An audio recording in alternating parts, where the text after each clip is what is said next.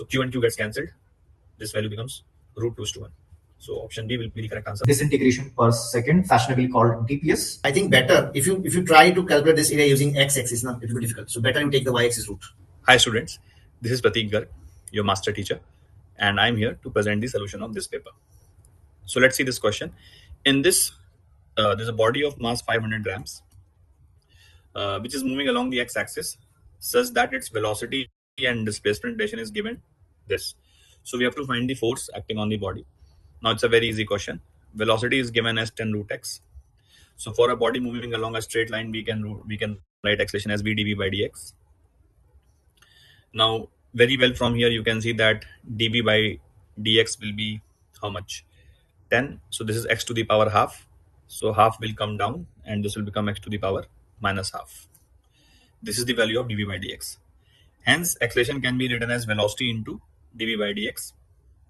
Velocity is 10 root x and acceleration is 10 into half into x to the power minus half, which is basically 1 by root x. Okay, so if you see root x gets cancelled and this becomes 10 times 100. That means 50 meter per second square. So if the acceleration comes out to be 50 meter per second square, then we can write force is mass times acceleration. Mass is 0.5 kg and acceleration is 50. So that means this will be 25 meter per second square. Sorry, my bad. Acceleration force will be in the Newton. So force will be 25 newtons. So option B will be the correct answer for this question. In this question, there is a solid sphere of radius r, which gravitationally attracts a particle placed at 3r from the center with the force F1. Now a spherical cavity of radius r by 2 is made in the sphere as shown in the figure, and the net force on the particle m becomes F2. So we have to find the ratio of F1 to F2. Now let me show you the situation when the sphere was fully present. Okay, so in this case, this was the center of the sphere, which is O, and let's say this was the particle, which is m, which is kept at point A, and this distance will be 3r, because if you notice, then the 2r is the distance from the surface. So from the center it will be extra r, so it will be 3r. Now let's say the density of the or let's say the mass of the the whole sphere is m. Okay, mass of the whole sphere is m. So how will you write the force in this situation, which is F1?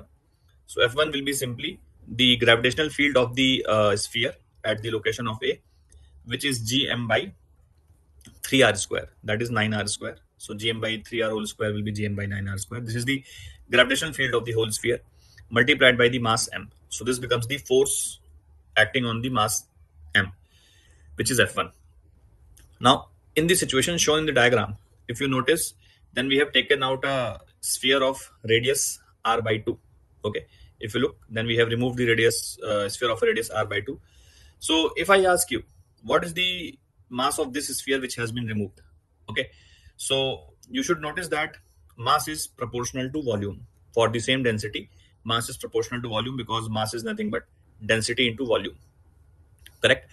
And we can say that volume of this sphere will be 1 by 8 times the total volume, because volume is proportional to r cube. Okay, so we can say that rho into 4 by 3 pi r by 2 cube. Okay, so notice that the radius of this sphere which has been removed is r by 2.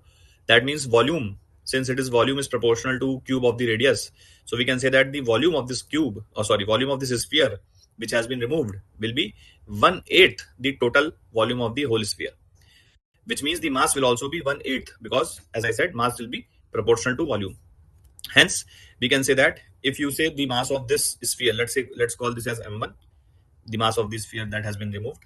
Okay, so m1 is the mass of the sphere that has been removed. So the mass of the sphere that has been removed will be m1, and that will be capital M by 8. Right? Now what will be the acting on this small m? Okay, which is F2 in the question. So F2 will be, let's first write the gravitational field at small m. Now how will you write the gravitational field at small m? So that will be the field of the whole sphere, which is gm by 9r square, minus the field of the removed sphere, because the sphere has been removed. So you can say that just deduct this field of the removed sphere. So if you notice, the removed sphere, the center of the removed sphere was at the point B, And from point B, A is at a location of 2.5 r. Very well, you can see that this is 2 r and this is r by 2 extra. So what will be the field of the removed sphere? That will be G into mass of the removed sphere, which is m by 8, into this 2.5 r square. Okay, 2.5 r means 5 r by 2.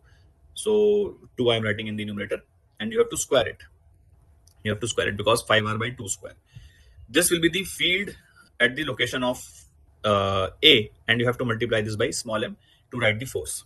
Okay, now we can take the ratio F1 by F2. So let's just do F1 by F2. So if you do F1 by F2, here only you can see that this G and this G and this G will get cancelled. This capital M, this capital M, this capital M will get cancelled. This is small m, this is small m will get cancelled. Okay, R square, this R square, and from here R will also become square, so this will get cancelled. So in the numerator you will get 1 by 9. Okay, and in the denominator here you will be having 1 by 9. Okay, minus this will be 2 square, which is 4 upon 8 into 5 square, which is 25. So this is what we get. Now 4 into 1 and 4 into 2. So this becomes 1 upon 9 divided by 1 by 9 minus 1 by 50. Okay, if you take LCM in the denominator terms, so this will be 50 minus 9, which will be 41. And this will be 50 into 9. Okay, 9 and 9 will get cancelled, which means it becomes 50 by 41, which is what option A is. So the ratio of the forces we can say will be 50 to 41. Let's move to the next question. Here the velocity versus displacement graph is given to you, okay, for a bicycle, and we have to find the acceleration versus displacement graph. Now notice for a fact that from 200 to 400, the velocity is constant. Can you notice that velocity is constant? Which means acceleration must be 0 from 200 to 400.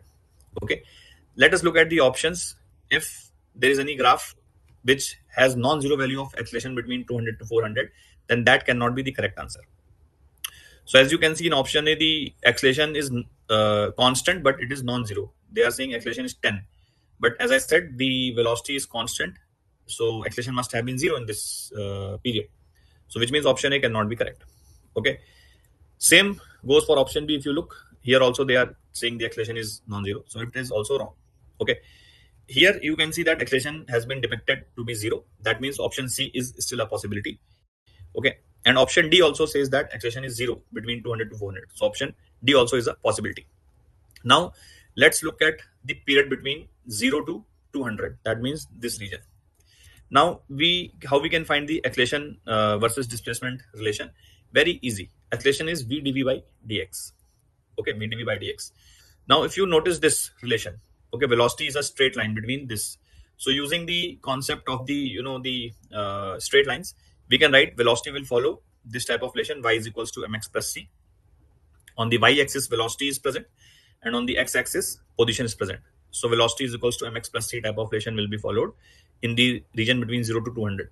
If you see the slope of this graph, so that can be this length, which is 40, because this is 50 and this is 10. So this length will be 40. Okay, and this length will be 200. Okay, this is 200. So very well you can see that tan theta, which is the slope of this, will become 40 by 200. That means m becomes 1 by 5. Okay, and c is the y-intercept, which is 10, which means velocity versus displacement graph becomes x by 5 plus c, which is 10. Okay, now from here we can get the acceleration versus displacement graph. So velocity value you can put x by 5 plus 10. Okay, x by 5 plus 10 multiplied by dv by dx, which is nothing but the slope of velocity versus displacement graph. So dv by dx will be nothing but 1 by 5. So that means you can see that you get 1 by 5 here. Hence, if we see the acceleration versus displacement graph, it becomes x by 25 plus 2. Now you can see very well that this is a straight line only with a positive slope. Okay, this is a straight line with a positive slope. Okay, so if you go back to the option C, it is not a straight line, so this is not correct. This, however, is the straight line with a positive slope, and you can check out the slope also. It will match with the value of the slope that we have calculated. So option D is the correct answer for this question. Okay, let's move to the next question.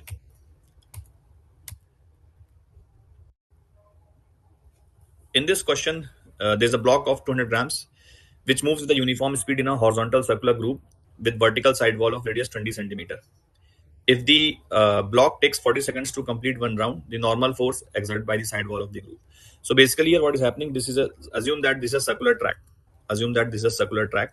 Okay. And the side walls of the circular track has been, made vertical like this. So basically, this kind of, so imagine a, you can imagine a cap, something like that. Okay. So basically the side walls have been made vertical and a particle is moving along this side walls. Okay. Like this. Okay. So basically, if you look at, let's say, if you look at this location, so normal reaction from the side wall is going to provide the required centripetal force. Normal action is going to provide the required centripetal force, which is what we have to calculate. Now we can write n equals to m omega square into radius. Okay. Now to calculate omega, they have given that block completes one circle in 40 seconds. That means time period of the circulation is 40 seconds. Now we know that relation between time period and omega is t is equals to 2 pi by omega, which means omega becomes 2 pi upon time period and time period is 40 seconds, which means this becomes pi by 20. So omega value becomes pi by 20. Using this, we can very easily find the value of the normal reaction. So m value is 0.2 in kg. This will be 0.2 in kg. Omega, you can keep pi square upon 400. Okay. And radius value is how much? 20. So you have to again keep this in 0.2. Okay. Now when you solve this, you can very easily solve this just by checking out the power of 10. You can figure out that option B will be the correct answer for this question. Okay. Let's move to the next one. Here, the 5 equal resistances are connected in a network as shown in the figure. The net resistance between point A and B. So we have to find the equivalent resistance of the circuit between point A and B. So if you look at the circuit, what I will do, I will rotate this segment. Let's call this as O point. So DOE, look at the branch DOE. So I will flip it on the other side. So let me show you. Let me just first draw the triangle. So if you look at this triangle DEC, okay, so DEC I'm keeping as it is. Okay, so D point is this, okay, and E point is this only, and C point is this only. Okay, and so this was 1R. Okay, and here also 1R was present, and here also 1R was present. Okay, now this BC line I'm drawing here, so you can see that this is B. Okay, and this segment DOAE I'm drawing this side. Okay, so basically you can see that this will become O point. Okay, and this was one resistance R, and OE was also one resistance which was R. Okay, and this was A. So you can see that this is the same circuit, just that I have made it in a other way. Now if you see, this is nothing but a Wheatstone bridge, because this upon this is equals to this upon this. Okay, this is nothing but a Wheatstone bridge. So that means this R can be removed. This R can be removed, and hence what we can see from here is that if you remove this R, so I'll just remove this R. So if you remove this R, okay, what will you get? These two will be in the series. So this, the equivalent of these two will be 2R, and these two will also be in the series. Okay, and this equivalent will also be 2R, and now these 2R and 2R will be in the parallel. So R equivalent will be how much? 2R into 2R divided by 2R plus 2R. Okay, that means it will become R. So answer will be option C. Okay, fairly easy regular question. Here, what is happening? A thin circular ring of mass m and radius r is rotating about its axis with an angular speed omega.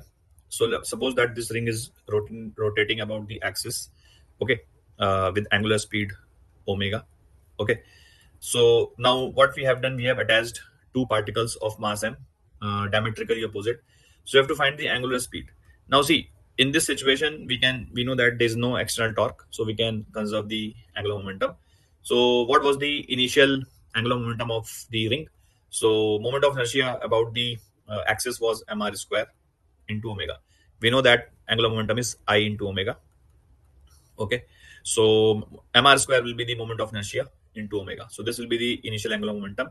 Now after attaching the particles small m and small m, okay, the total moment of inertia will be what? Okay, that will be mr square for the ring plus 2mr square for the particles. Okay, there are two particles, so we have written 2mr square. This into omega final. Okay, omega final, and from here you can see that omega final becomes mr square mr square omega divided by mr square plus 2 mr square. Okay, r square will get cancelled, so your answer eventually becomes m omega upon m plus 2m. So m omega upon m plus 2m, which is option B. Okay, again a fairly regular question. Here, what is happening? The length of a metal wire is L1 when the tension in it is T1, and it is L2 when the tension in it is T2. So the natural length of the wire. So basically, this question is from the elasticity, and you have to treat this wire like a spring. So suppose I'm so sorry. Suppose suppose this was the wire, okay, and suppose we have been pulling it with tension T1. So if you're pulling it with force T1, then the tension in the rod will be T1 only, because the force with which you will pull the rod will also be the force that with which rod will pull you. So it is same like spring only. So under such a scenario, let us say the extension in this rod is x1. Okay, so T1 can be written as K, which is the force constant which you call as a spring constant, into x1, right? Now x1 is what? So if you read the question carefully, the length of the wire has become L1. Length of the wire has become L1. So we can say that x1 is nothing but L1 minus L0, where L0 was the original length of the wire. That means if L0 is the natural length of the wire, so L1 is the extended length. So we can say that extension value will be new length minus original length. So L1 here is the new length of the wire. Okay, that means length after extension. So this can be very easily written as K into L1 minus L0. Okay. Similarly, if you draw the same situation for T2. Okay. So suppose we were pulling it with the another force T2. Okay. So in this case, the extension was X2. So the uh, new length was L2. Okay. New length was L2. So again, the extension X2 can be written as L2 minus original length, which is L0. Okay. So now T2 will be nothing but K into X2, which is K into L2 minus L0. Now using this data, we have to find the value of the L0, which is very easy. So I just divide this equation 1 by equation 2. So if I divide equation 1 by equation 2, so T1 by T2 will be is equals to K will get cancelled, L1 minus L0 upon L2 minus L0. Okay. If you cross multiply, so T1 L2 minus T1 L0, that should be T2 L1 minus T2 L0. Okay. Now from here, we can say that what is the value of, in fact, you can bring L0 terms on one side. So let's bring T2 L0 on the left side. So T2 L0 minus T1 L0, and T1 L2 you can take on another side. So this will be T2 L1 minus T1 L2. From here, you can see that L0 will be T2 L1 minus T1 L2 divided by T2 minus T1. So I think this is T2 L1 minus T1 L2 divided by T2 minus T1. So option B is matching. Okay, so I hope you have gotten the correct answer. Here, what is happening? So convex lens is in contact with the concave air and is kept in here. So let's say this is a concave lens and we have this concave lens. So both are kept in contact. Okay. So let's say the magnitude of the ratio of the focal length is 2 by 3.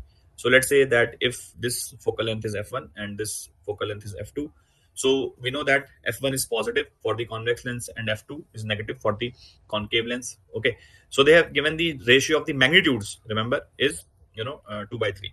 That means mod of f1 divided by mod of f2 is 2 by 3.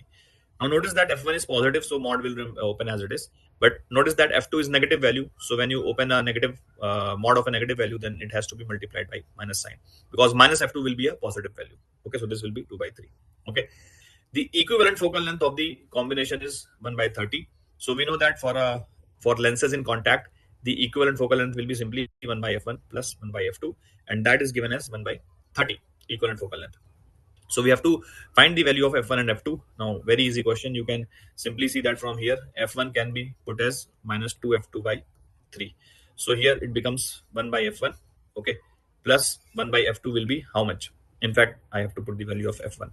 So f1 value will be, you can see, minus 3 by 2 f2, okay, and plus 1 by f2.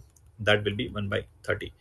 So if you take the LCM, this will become minus 3 plus 2 upon 2f2, that will be 1 by 30, which means we can say that minus 2f2 will be 30.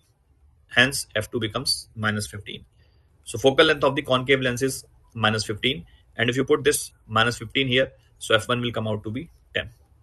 Okay, so the answer will be 10 comma minus 15. This will be the value of the focal length. Okay,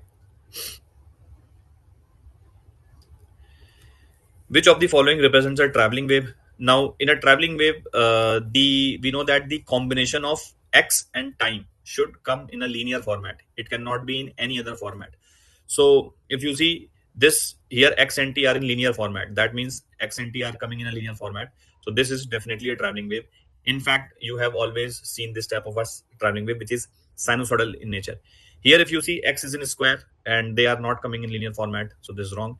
Here also, if you see t is coming separately and there's a the combination of x and t are not coming in linear format. Okay, x and t combination should always be in a linear format. This is also wrong. This is not a traveling wave; it is a standing wave. Okay, so this is also not correct. Okay, so I hope you have understood. Option A will be the correct answer for this question. In a simple harmonic motion, what fraction of the total mechanical energy is in the form of kinetic energy when the particle is midway between mean and extreme? So let us say there's a particle which is oscillating. Let's say it is the mean position, and this is the positive extreme, and this is the negative extreme. Okay. Let's say the particle is somewhere at a by 2. Okay. So particle is present at this position. Okay. So so what is the value of v here? So we know that v, there's a relation between v and x, which is v square is equals to omega square into a square minus x square. This relation gives you the relation between speed and the position of the particle. So when the particle will be at x equals to a by 2, then we can put here x equals to a by 2. Okay, and this will become a square by 4. Okay, we have put x equals to a by 2. Okay, so from here we can calculate the value of v square. That comes out to be 3a square by 4 into omega square. This is the value of v square. Now we can very well write the kinetic energy at this position. So we know that kinetic energy is nothing but half mv square. Okay, and if we write the value of the kinetic energy, then this becomes half into m into v square, which is 3a square by 4 omega square. Okay, now what is the total energy of the particle? So total energy of the particle is E, which is always fixed, half ka square. So this is the total energy of the particle in the SHM. We have to find the ratio k by E. So if you do take the ratio k by E, so you can see that this half will get cancelled. Okay, a square will also get cancelled. In the numerator, you will be having 3m omega square upon 4, and in the denominator, you will be left with k. Now notice that value of k is nothing but m omega square. Okay, k is nothing but m omega square. So this will also get cancelled, and we can say that 3 by 4 will be the fraction. So option B will be the correct answer for this question.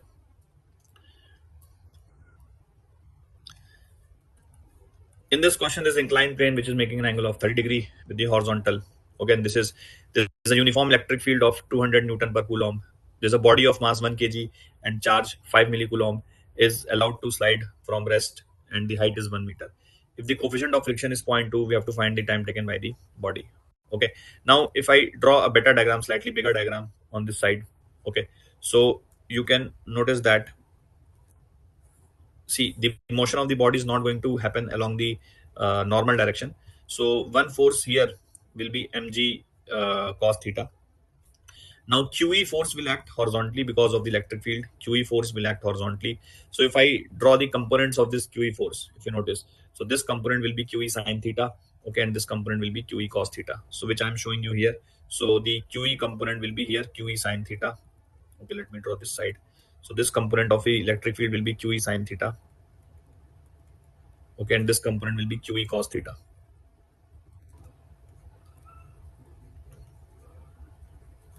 Okay, now if you, this will be the normal reaction, and 1 mg sin theta will also act down. Apart from this, friction will go in the upward direction. So if you try to see what is the value of the normal reaction, since the body cannot move perpendicular to the plane, so we can say that normal reaction will be simply mg cos theta plus QE sin theta.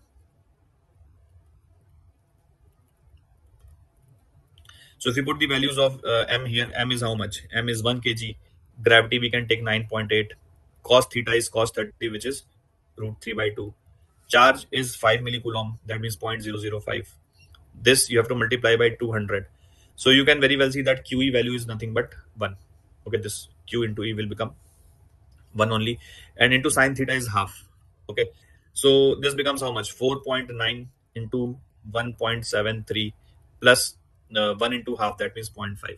Now if you calculate this will approximately come out to be 9. Okay, this will be nearly, this value will come out to be 9. You can do the rough calculations. So this value will be approximately 9 only. Okay, and now what we can do, we can check out the friction value. So friction will be, mu into normal reaction. Okay, in fact, maximum value of the friction I'm talking about. So maximum value of the friction will be, limiting friction will be 0.2 into 9, which is nothing but 1.8 newtons. Okay, this is the maximum available friction. Okay, and what is the value of mg sine theta? So value of mg sine theta will be what? So mg sine theta will be, m is how much? 1 kg, g is 9.8, and sine theta is half, so which is 4.9 newtons, you can see. So very clearly we can say that mg sine theta is more than friction, hence the sliding will happen. So the net force down the plane, net force down the plane will be what? Net force down the plane will be mg sine theta minus friction. Okay, that means this value will be 4.9 minus 1.8, which is nothing but 3.1 newton. Okay, this is the value of the net force which is acting down the plane, and hence this 3.1 newton can be written as mass into acceleration. Okay, so acceleration value will be how much? 3.1 meter per second square roughly. Now you can say that s equals to ut plus half at square. Initial velocity was 0, so s is equals to simply half at square. Okay, and s value is how much? So I think this was 1 meter, so this will be 2, because this is a hypotenuse. So hypotenuse into sine 30 should be 1. Okay, if you call this as s, so s is the hypotenuse, so s sine 30 is 1. Okay, s sine 30 is 1, which means s is 2.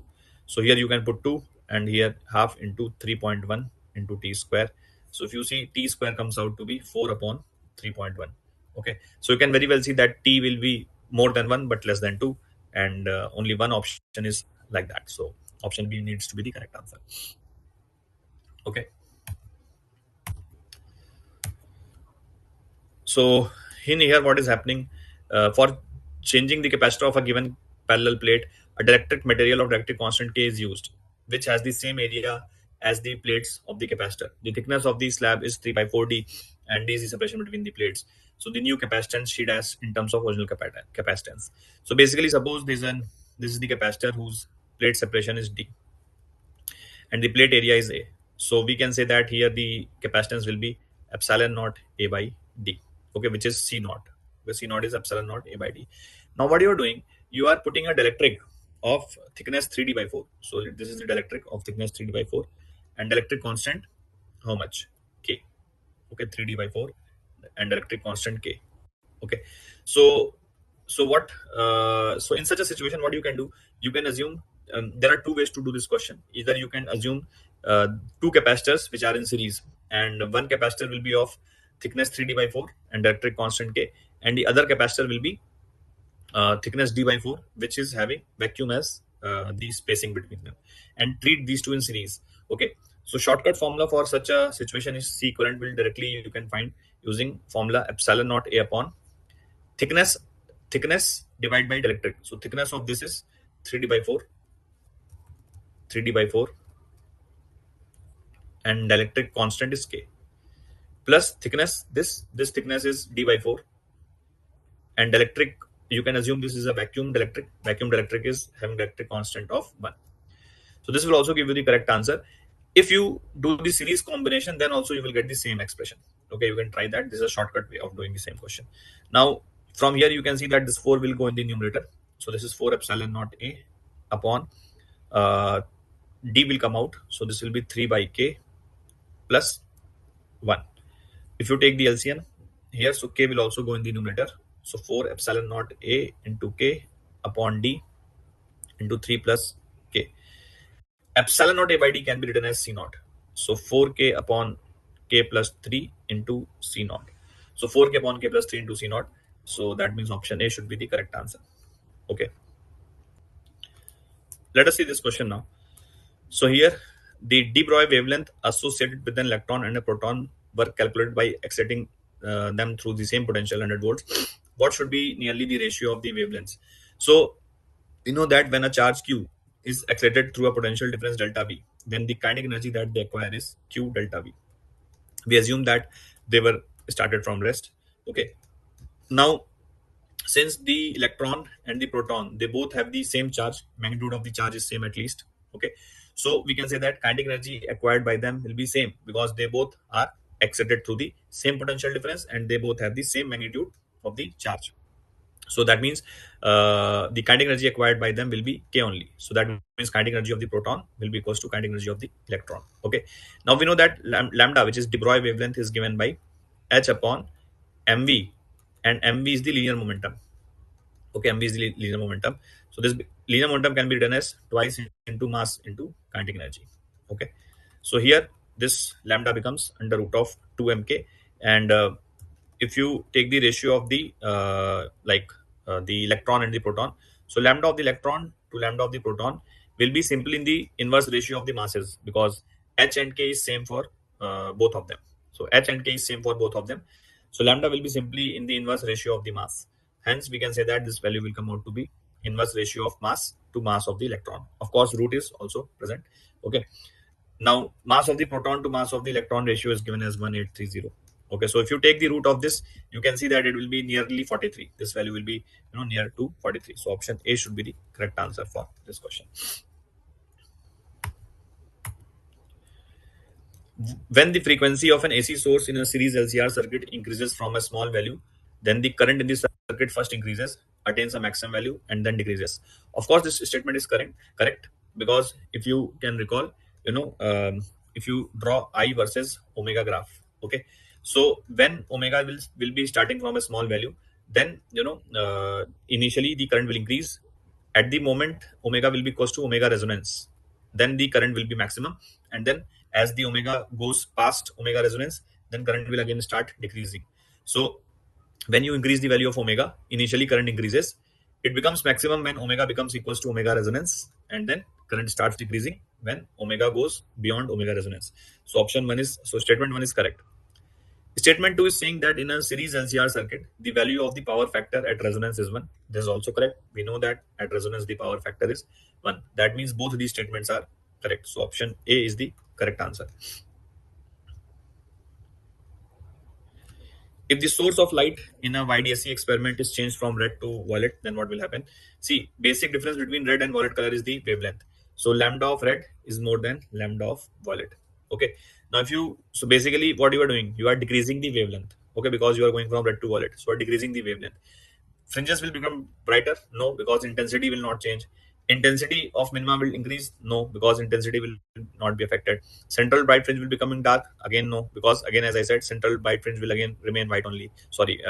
Bright only. Consecutive fringes lines will come closer. So they are saying that fringe width will decrease. Now, what is fringe width? It is lambda d by d. So since lambda is becoming lesser, hence we can say that fringe width will decrease, which is what option D is saying. So of course, option D will be the correct answer for this question. The wavelength of the photon emitted by hydrogen atom when an electron makes a transition from n equals to 2 to n equals to 1 state is. So again, a very easy question. We know that energy in the first state of hydrogen atom is minus 13.6 electron volt. Okay, and the energy in the second state of hydrogen atom is minus 13.6 divided by 4, which is minus how much? Minus 3.4 electron volt. Okay, so the general formula for the energy in a Bohr atom is what? Minus 13.6 Z square by n square. Z value you can put 1 for the hydrogen. For finding the energy of the first state, you can put n equals to 1. For finding the energy of the second state, you can put n equals to 2. So if you calculate the energy difference of E2 minus E1, you will get it to be 10.2 electron volt. That means the energy of the wavelength emitted will be 10.2 electron volt, and you have to find the wavelength. So we can say that you can use the relation energy of the photon equals to 1242 upon lambda in nanometers. Okay, so lambda in nanometers will be simply 1242 upon energy in electron volt, which means this will become 1242 upon 10.2. And when you solve this, you can see it will come out to be 121.8, because we can say that if you divide by 10, then it would have been 124. But if you are dividing this by 10.2, so it will be slightly less than 124. So option D will be the correct answer. For extrinsic semiconductor, when doping level is increased, Fermi level, whether it will go up or down, this is what we have to see. So what is Fermi level? Basically, it is the level at which there's a 50% probability of finding the electron. Okay, so for an n-type semiconductor, on increasing the doping level, what happens? The number of electrons increases in the conduction band. So in general, we can say that the Fermi level is found between conduction band and the valence band. So if this is the valence band and if this is the conduction band, so Fermi level is found between these two. Okay, but when you are increasing the doping level for n-type semiconductor, so we can say that number of electrons in the conduction band increases. So that means the probability of finding the electron will be closer to conduction band, hence it will go up for the n-type. For the p-type semiconductor, opposite effect will happen. The Fermi level will go down, because here the number of holes are increasing in the valence band. So we can say that for the p-type semiconductor it will go down, and for the n-type semiconductor it will go up. So option B will be the correct answer for this question. In this question, we can say water is boiling in a large vessel as shown in the figure. If another vessel containing water is dipped in the bigger vessel, choose correct options for the water in the smaller vessel. So basically, we have to comment whether water will boil or not, and what will happen. Now, if you see, water was boiling at this in the larger vessel. That means temperature of the larger vessel, temperature of this water will remain constant. Reason is very simple, because we know that whenever something boils, or when the phase is changing, then temperature becomes constant.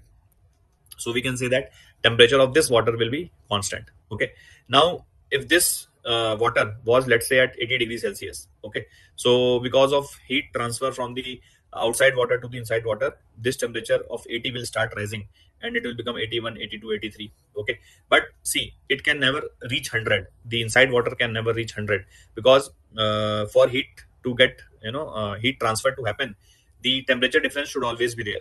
So when the temperature of this water reaches 99.9999, so we can say that almost at that in that scenario, the heat transfer will like practically it will stop, because temperature difference has become negligible. So we can say that this inside water will never be able to attain 100 degrees Celsius. So its boiling will not start practically.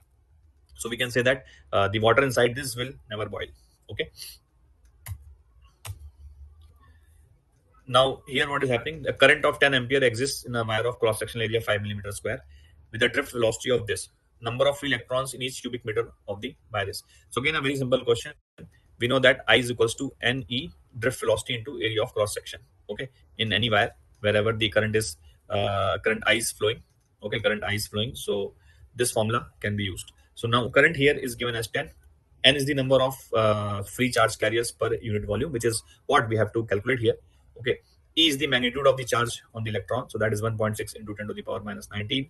Drift speed is 2 into 10 to the power minus 3, and cross section area is 5 millimeter square, so that should be put 5 into 10 to the power minus 6 in the meter square.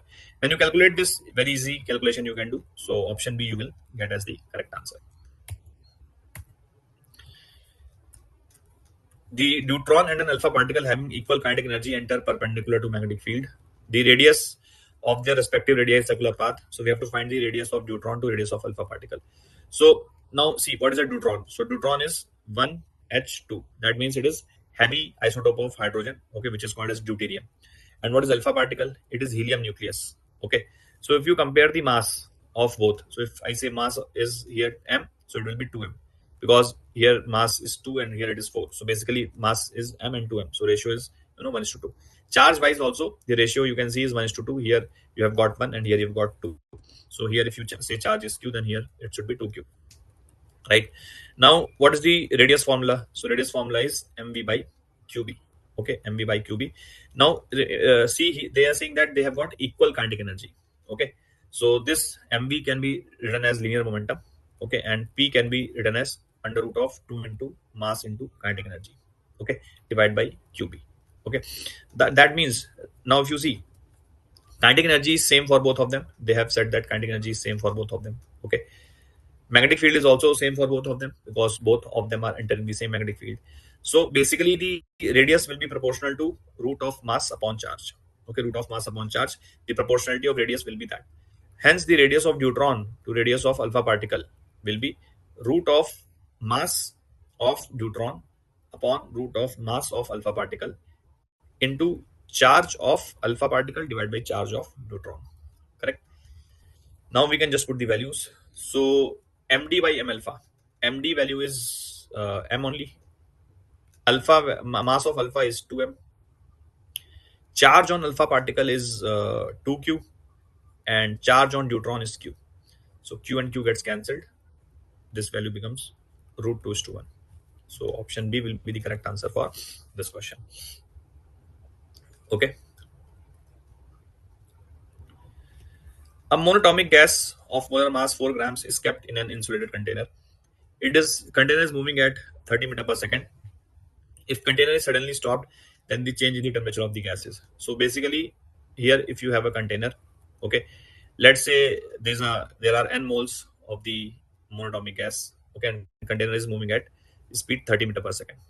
Okay, so basically what will happen, we can assume that total energy of the system will remain conserved. So we know that the internal energy of the gas, okay, internal energy of the gas uh, is written as ncbt. This is the internal energy of the gas, okay, and this is always in the container frame. Remember, this is always in the container frame. Okay, so let us say the temperature of the the temperature of the gas was T1. So we can say that initial internal energy of the gas was ncv T1, but this was in the container frame. Okay, container was also moving with the speed of 30 meter per second. So because of the motion of the container, we can say that there was some extra kinetic energy available with the gas, and that was how much? That was half into total mass of the gas, into v square. So what will be the total mass of the gas? It will be number of moles into the molar mass. M naught is the molar mass. Okay, so N into M naught into V square. So this is the total mass of the gas. So this we can say is the energy of the gas because of the motion of the container. Okay, and this is the energy of the gas because of its molecular motion, which is the random motion inside the container. Okay, now when you stop the container, so what will happen? This kinetic energy will be gone. So that means it will be, you can say that heat will be generated, and it will increase the internal energy of the gas. So we can say that this temperature will become T2. So we can say that the final internal energy of the system will be ncv into T2. And since we can assume that there was no loss in the energy, so that means u1 plus k, that should be is equals to u2. Okay, so ncv T1 plus half into n into m naught v square, that should be ncvt2. Okay, so n gets cancelled. You can bring cv t1 term on the side of t2. So half into m naught into v square, that should be cv into t2 minus t1. Okay, now m naught is the molar weight which you have to put in the kilograms, which is 0.004 kilograms. V is the speed of the container, which is 30 into 30. Okay, and cv for a monatomic gas is nothing but 3r by 2, and this is delta t. Okay, so from here we can calculate the value of delta t. Okay, so you can see this 2 will get cancelled. 0 will make it 0.4. 3 3s are 9, 4 are 36, so this will be 3.6. Okay, and upon 3, and r will also come here. So that is delta t. That means we can say that delta t will be how much? Delta t will be 1.2 by r. Okay, now 1.2 r by r you have to compare with x by 3000. So x by 3000 r is nothing but 1.2 by r. That means x becomes 3600. Okay, so I hope you have understood this. 1 mole of rigid diatomic gas performs a work of Q by 5 when Q amount of heat is supplied. Molar heat capacity of the gas in the process is XR by 8. So we have to find the value of X. Now you know that using the first law of thermodynamics, total heat supplied is equals to delta U plus W. So in the process, the heat was supplied as Q only. Delta U we don't know. W was Q by 5, which means delta U value will be 4Q by 5. Okay. Now we know that delta U can be written as NCV delta T. Okay, and Q can be written as NC delta T, where C is the molar heat capacity of the process. If you take the ratio, delta U by Q will be is equals to CV by C. CV by C. Okay. Now delta U value is 4Q by 5. So LHS, if you put the value of here 4Q by 5, so LHS will become 4 by 5. If you put the value of delta U, sorry, if you put the value of delta U here, 4Q by 5, then the LHS will become 4 by 5. And CV for a diatomic gas, which is rigid means you have to ignore the vibrational degrees of freedom. So that will be 5R by 2. CV will be 5R by 2 into C. So from here, what are we getting? 25R by 8. 25 r by 8, hence x becomes 25. Okay, let's see this question here. There's a disk of mass m which has a surface mass density sigma. The center of mass of a quarter disk, which is so we have to find the x and y coordinate of the center of mass of a quarter disk. Now it's a standard known fact that for a semi disk, the center of mass lies at the distance 4r by 3 pi. Okay, we know this. So this is 4r by 3 pi for a semi disk. Okay, and for a quarter disk, the x and y coordinates are same. So basically, for a quarter disk, the center of mass lies 4r by 3 this side, 4r by 3 pi this side, and 4r by 3 pi this side. So basically, this is the center of mass of the quarter disk, which is x coordinate is 4r by 3 pi. Okay, and y coordinate is 4r by 3 pi. Okay, so center of mass is here. So if you compare this with the given coordinate system, here radius is nothing but a. So you can see that radius is nothing but a. So the the center of mass will be x a by 3 pi. So x is nothing but 4 and radius is nothing but a. So x becomes 4 here. Okay.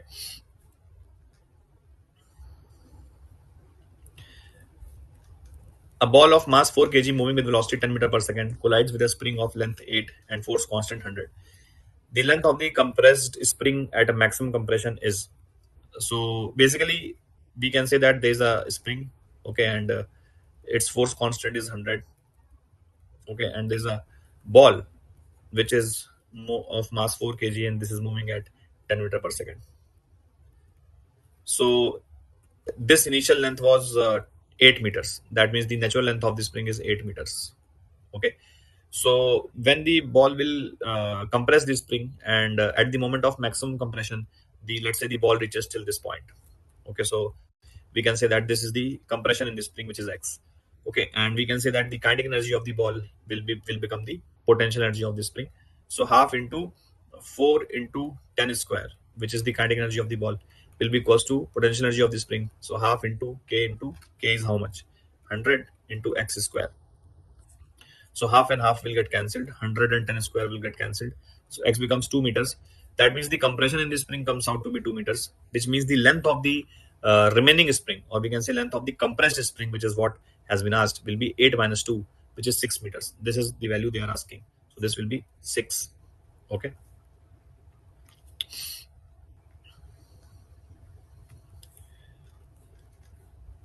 An inductor of 10 millihenry is connected to 20-volt battery through a resistor of 10 kilo ohm and a switch. After a long time, when the maximum current is set up in the circuit, the battery is shorted. The current in the circuit 1 microsecond of shorting is x by 100 milliampere. Then the value of x is. So basically, what is happening? There's an inductor, okay, and there's a resistor, and there's a battery. Okay, so the inductor is 10 millihenry. That means 0.01, and the resistance is 10,000 ohms, and the battery is 20 volts. So we know that in such a situation, the maximum current that gets set up is how much? Maximum current that gets set up is, battery voltage upon resistance. That means 20 upon 10,000.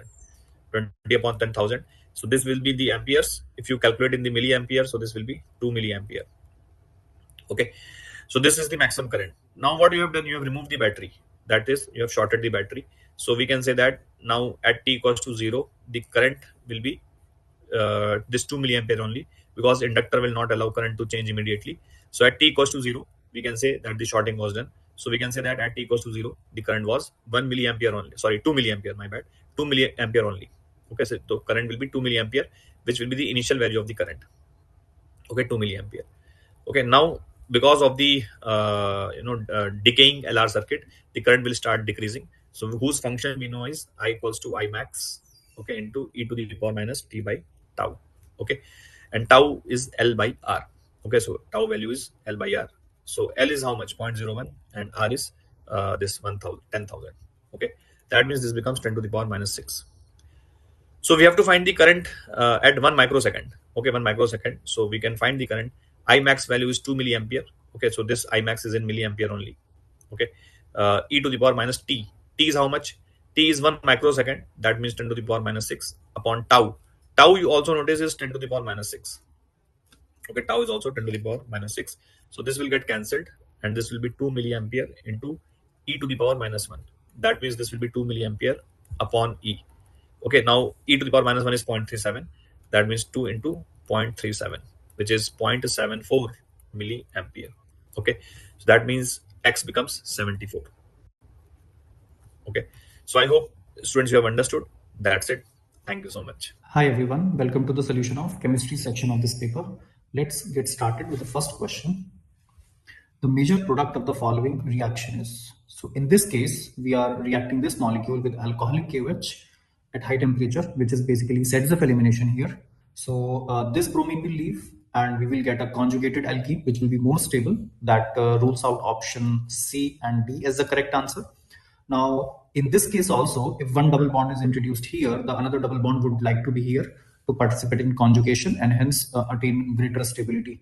So this option is not also possible because not only it is unconjugated, but also it is cis. So the correct answer to this option is A. Moving to the next question, the elements X and Y based on their ionization energy. You can look for element X. First ionization energy is very low, but the second is very, very high. That means the second electron cannot be a valence electron. So this rules out fluorine and magnesium, leaving option D as the correct answer. Now, why is magnesium? Yes, it's very much likely to be magnesium because first ionization enthalpy is higher than sodium and second ionization enthalpy higher than first, obviously, because of the trend, but not very high because it is still the valence electron. Moving to the next question, which is the most suitable reagent for the following transformation. So we don't want our double bond to participate in reaction. Still, we want this secondary alcohol to be oxidized directly into carboxylic acid with the truncation of 1-methyl with 1-methyl less. So the best reagent, the obvious choice here is iodoform test, haloform reaction, in which this methyl will depart as iodoform and this carbon will be oxidized to carboxylic. Moving to the next question, the major product obtained in the following reaction. So this molecule contains 2 keto groups and 1 ester linkage, and we are reacting with a strong base, which is sodium ethoxide at high temperature. So we know that the alpha hydrogen atoms of ketones are more acidic compared to ester because of the cross conjugation in ester linkage. So either this or this alpha hydrogen will be removed. Now, looking from the perspective of the ring stability, we will go for this enolate, right? So this enolate will be formed and it will attack here because again ketone is more reactive than ester. So this would be initially OH. This is CH2 group. This is keto group. Then this is one CH, which will be joined to this one, and here you have COOET. All right.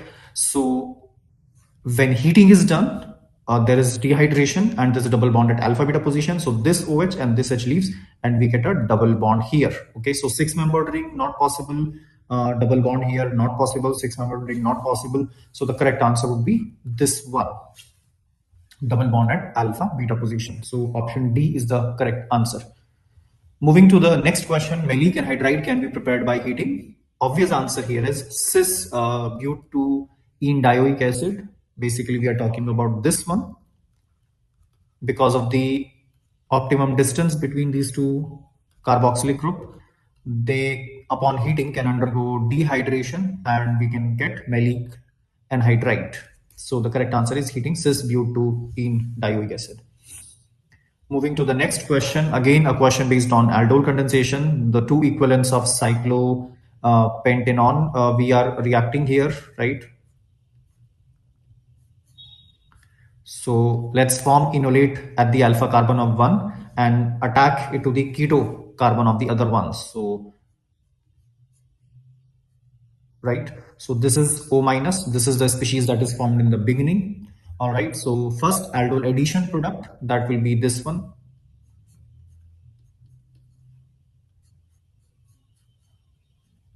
And this you can see it has to be beta hydroxy aldehyde or ketone, right? In this case, ketone. And then when it is heated, it undergoes dehydration and there's double bond at alpha beta position, right? So if we look at this molecule, this is alpha beta gamma. So this rules out the OH group cannot be at gamma position. This is alpha and beta yes, and this is alpha beta yes. So that is a correct answer, right? This is not possible, two double bonds here, and again this one is like not possible because this is alpha beta gamma double bond, right? So the correct answer is option B. Moving to the next question, at a certain temperature in a 5-liter vessel, 2 moles of carbon monoxide and 3 moles of chlorine were allowed to reach equilibrium. So it's a certain temperature in 5-liter vessel. So the volume of the container is 5, which we will take care of later. Let's first apply ice method here. Carbon monoxide reacts with chlorine to give COCl2. Initially, 2 moles of carbon monoxide, so this is 2 moles, and 3 moles of chlorine were present. So we are assuming COCl2 was not present in the beginning. At equilibrium, 1 mole of CO is present. So 1 mole of CO is present. So you can clearly figure out that we started with 2 mole, we are left with 1 mole. So 1 mole reacted. Now, by the stoichiometry of the reaction, 1 mole of chlorine will react and 1 mole of COCl2 will form. So finally, carbon monoxide is 1 mole, chlorine is 3 minus 1, 2 mole, and COCl2 is 1 mole. Now let's find out equilibrium constant, which is in terms of concentration, that is number of moles divided by volume. So the concentration of COCl2 is number of moles, 1 divided by volume 5 liter, divided by carbon monoxide. For carbon monoxide, it is again 1 by 5, and for chlorine, it is 2 by 5. So 1 by 5 is cancelled. This is 5 by 2. That is 2.5 is the correct answer. Moving to the next question, primary, secondary, and tertiary amines can be distinguished by Hinsberg reagent, which is para-toluene sulfonyl chloride. In case of primary amine, we get a derivative which is soluble in alkali. In case of secondary amine, the product formed is insoluble in alkali, and tertiary do not react with Hinsberg reagent. So this is the reaction.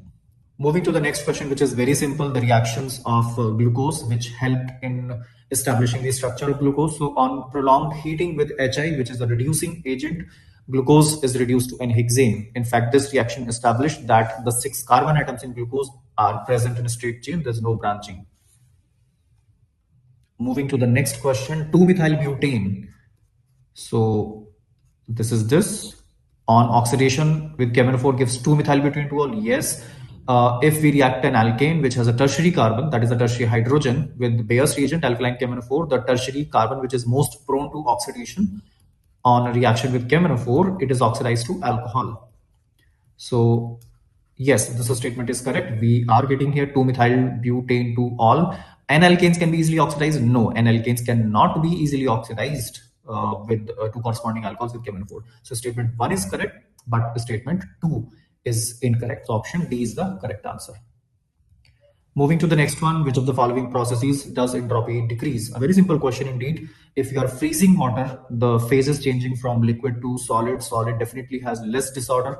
So this one is the correct answer. Freezing of water at -10, of course, again, water is changing to solid phase, so entropy will decrease. N2 plus CH2 gives 2NH3. Yes, 1 plus 3, 4 particles are decreasing to 2 particles. So again, entropy will decrease.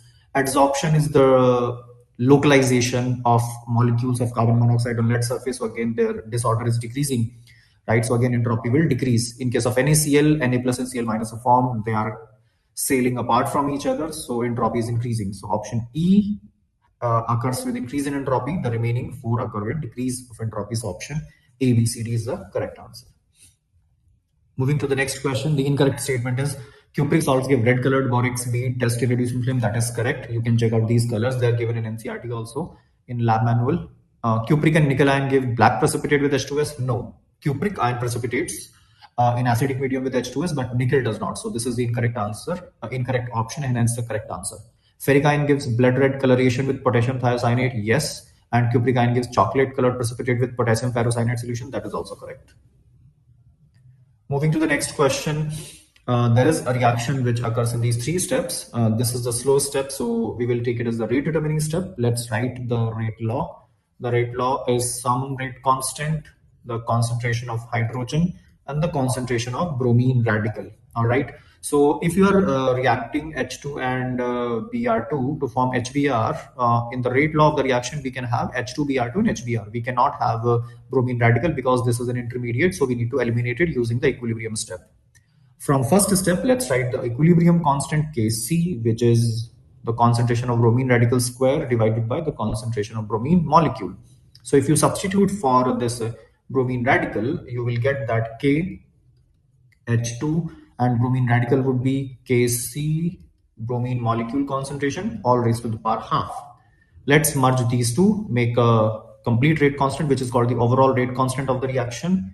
And we finally have the rate law expression, which is this. Now it is given that the rate constant is equal to 1 Rutherford. That's rather unusual because we do not use this Rutherford unit in chemical reactions. This is used in nuclear decay like Curie and all these. So 1 Rutherford is 10 raised to the power 6 disintegration per second, fashionably called DPS. Right, so the rate constant is equal to 1 Rutherford. So this is 10 raised to the power 6 disintegration per second multiplied by the concentration of hydrogen is twice that of bromine, and the bromine is 1 molar. So bromine is 1 raised to the power half is 1, and the concentration of hydrogen is twice that of bromine, which is 2. So the rate of reaction here is 2 into 10 raised to the power 6 disintegration per second. So this is the correct answer. Moving to the next question, the coordination number of thorium in this complex. So this is oxalate, which is a bidentate ligand. There are 4 oxalates, so there are in total of 8 donor atoms. Water, aqua, is a monodentate ligand. There are 2 water molecules, so there are a total of 10 coordinating atoms in this complex. Hence the coordination number is 10. Moving to the next question, tropolon is an aromatic compound and has 8 pi electrons. Yes, indeed. But the 2 exocyclic pi electrons are not part of aromaticity. So tropolon is an aromatic compound, it's 8 pi electron. That is correct. The pi electrons of CO in tropolon is involved in aromaticity. No, that is not involved in aromaticity. So statement 1 is true, but statement 2 is false, right? So that makes option A is the correct answer. All right. The number of PUH bonds and the oxidation state of phosphorus atom in pyrophosphoric acid. Pyrophosphoric acid is formed by removing a water molecule from orthophosphoric acid, which is this. So we take 2 molecules of orthophosphoric acid and remove a water molecule from here. So you can check there are 4 PUH bonds, and oxidation state you can check, you can calculate here, it will come out to be +5. So the number of PUH bonds is 4 and the oxidation state is 5. So we are looking for 4 and 5. So that makes option D as the correct answer. The solubility of calcium hydroxide in water in mole per liter. That's very easy question. So we know that if we have a compound of the formula 1:2, that is there's 1 cation and 2 anions. So the KSP can be written as number of cations raised to the power number of cations, number of anions raised to the power number of anions, and solubility raised to the power number of cations plus anions. So which makes it 4s cube. This is given to be 5.5 into 10 raised to the power 6. All right, so that will make S 5.5 into 10 raised to the power -6 divided by 4 and the cube root of the same, right? Now the cube root of 10 to -6, that's very easy to crack. It's 10 raised to the power -2. So one thing we know that this is not the correct answer, option A and B. Now what is the cube root of 5.5 by 4? Okay guys, so your maths calculation skills are really being tested here. What it should be, there should be cube root of 1, and this is 1, and this is like 3. Okay, so what could be the cube root of 1.37? So I guess we can take it to be 1.1, right? Because I remember from my junior maths classes that cube root of 1 is something like the square of 1 is 1.1 is 1.21, and then 1.3 something, right? So I think that makes a beautiful approximation here, approximately 1.11 something, right? So that should be your correct answer. That is option D. Moving to the next question, the amount of sugar.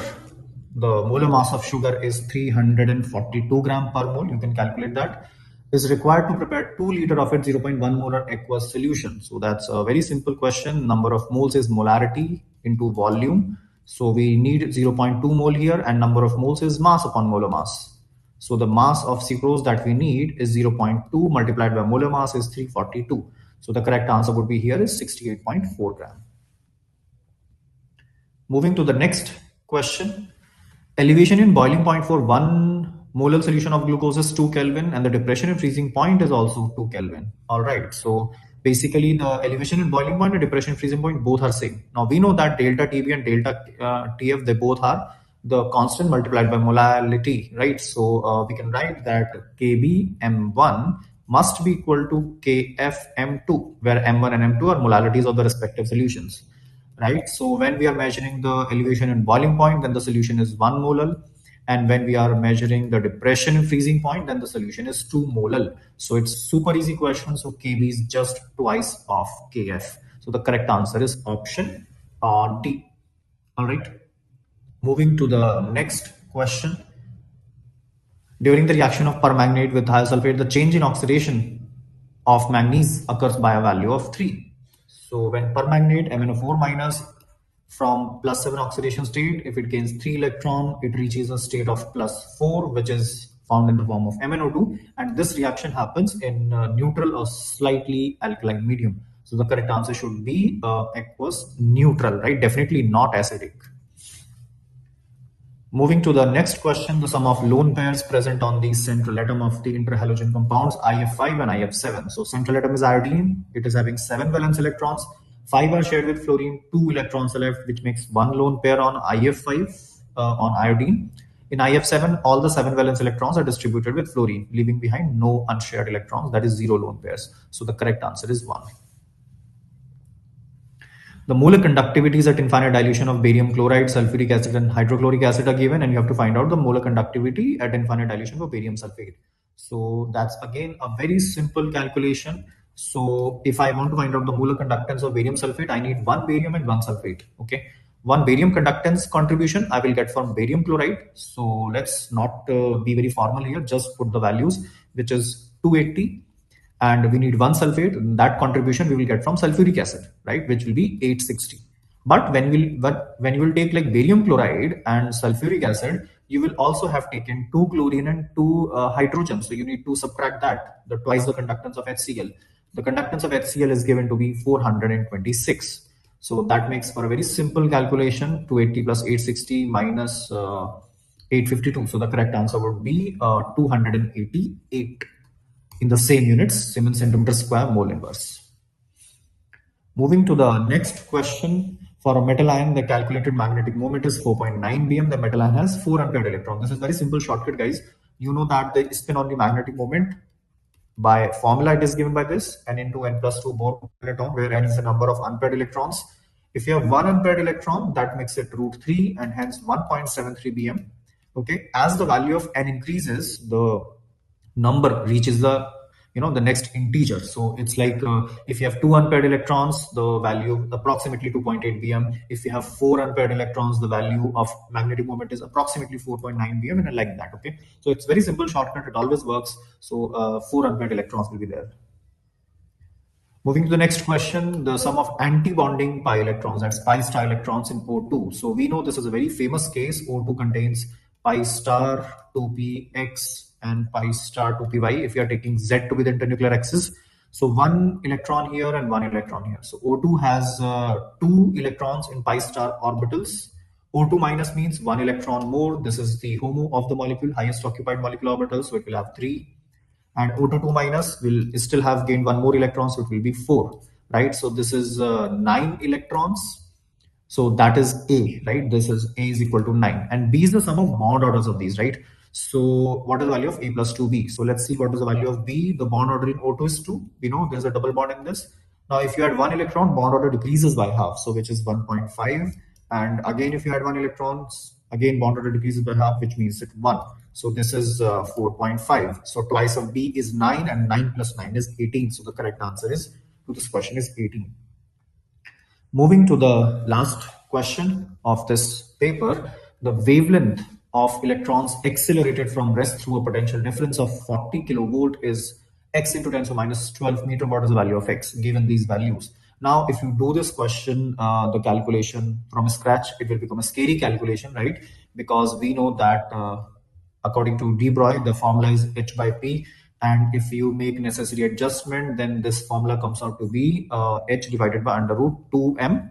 For electron, the electronic charge is E and the potential difference is V. So if you substitute these values of h, Planck's constant, m, mass of electron, E, charge on electron, and then V, and then calculate root, and not just that, divide Planck's constant by that value. So that's really a nightmare. So it would be more convenient, much more convenient for you guys to remember that the formula is 1227 picometer, which is 10 to minus 12 meter, divided by under root of potential difference. So this is a formula that is also used in verifying the wave nature of electron in Davison and Jomo experiment. which is fortunately not a concern here. So the value of d Broglie wavelength would be 1227. Pico is 10 to minus 12, so we can ignore that. Divided by under root of potential difference, which is 40 kilovolt, which is 40,000. All right, so this is 1221. This is definitely picometer.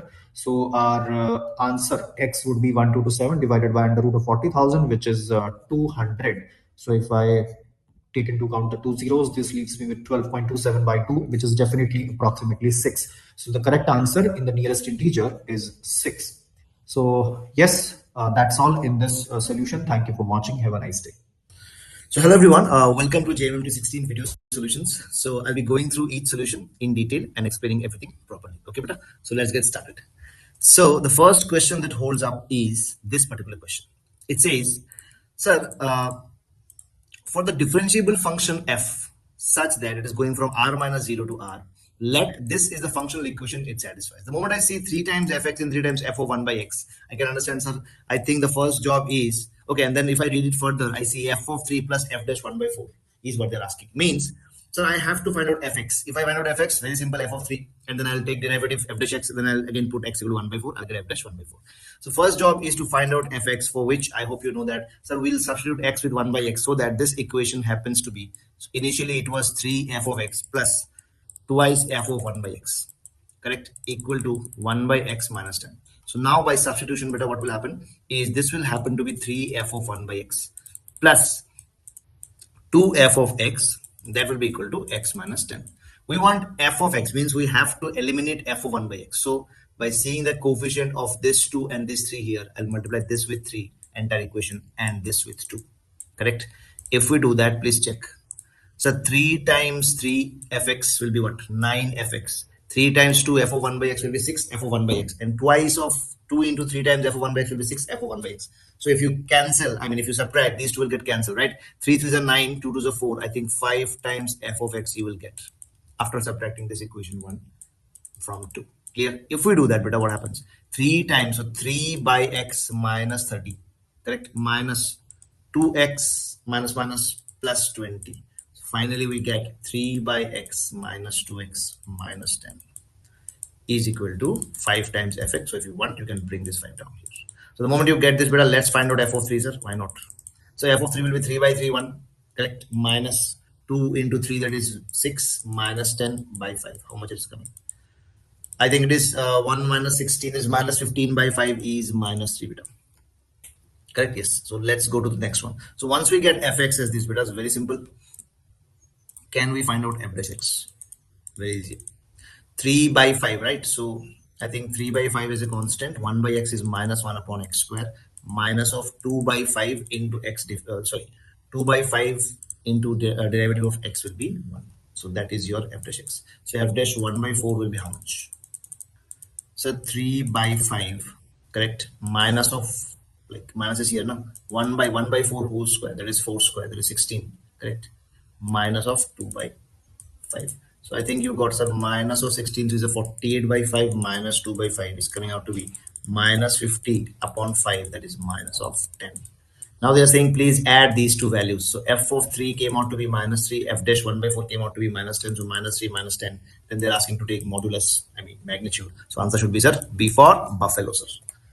Yes, great. So let's go to the next question, guys. Okay, so the next one says, it's a definite integral problem, sir. Yes, but it's little different kind of question, right? What they're asking, beta. Let's see. They're saying from 0 to pi by 2, f is equal from r to r, correct? And then f of sine 2x sin x dx plus alpha times 0 to pi by 4 f of cos 2x into cos x dx. Okay. Then what is alpha? It means basically this integral is cancelling this integral, correct? That's why. It means, so from here, if I get some, like, if I can convert this in terms of this with some constant, whatever it is, by looking at this options, you can see obviously the constant is not 1. So some constant must be coming. It means our focus should be 0 to pi by 2 f of sine 2x into sine x into dx. Okay. So what I will do is, first, I'm not having any idea. So one thing I understood, sir, I think what to do. 0 to pi by 2 and here it is 0 to pi by 4. Means finally I have to go towards that limit 0 to pi by 4.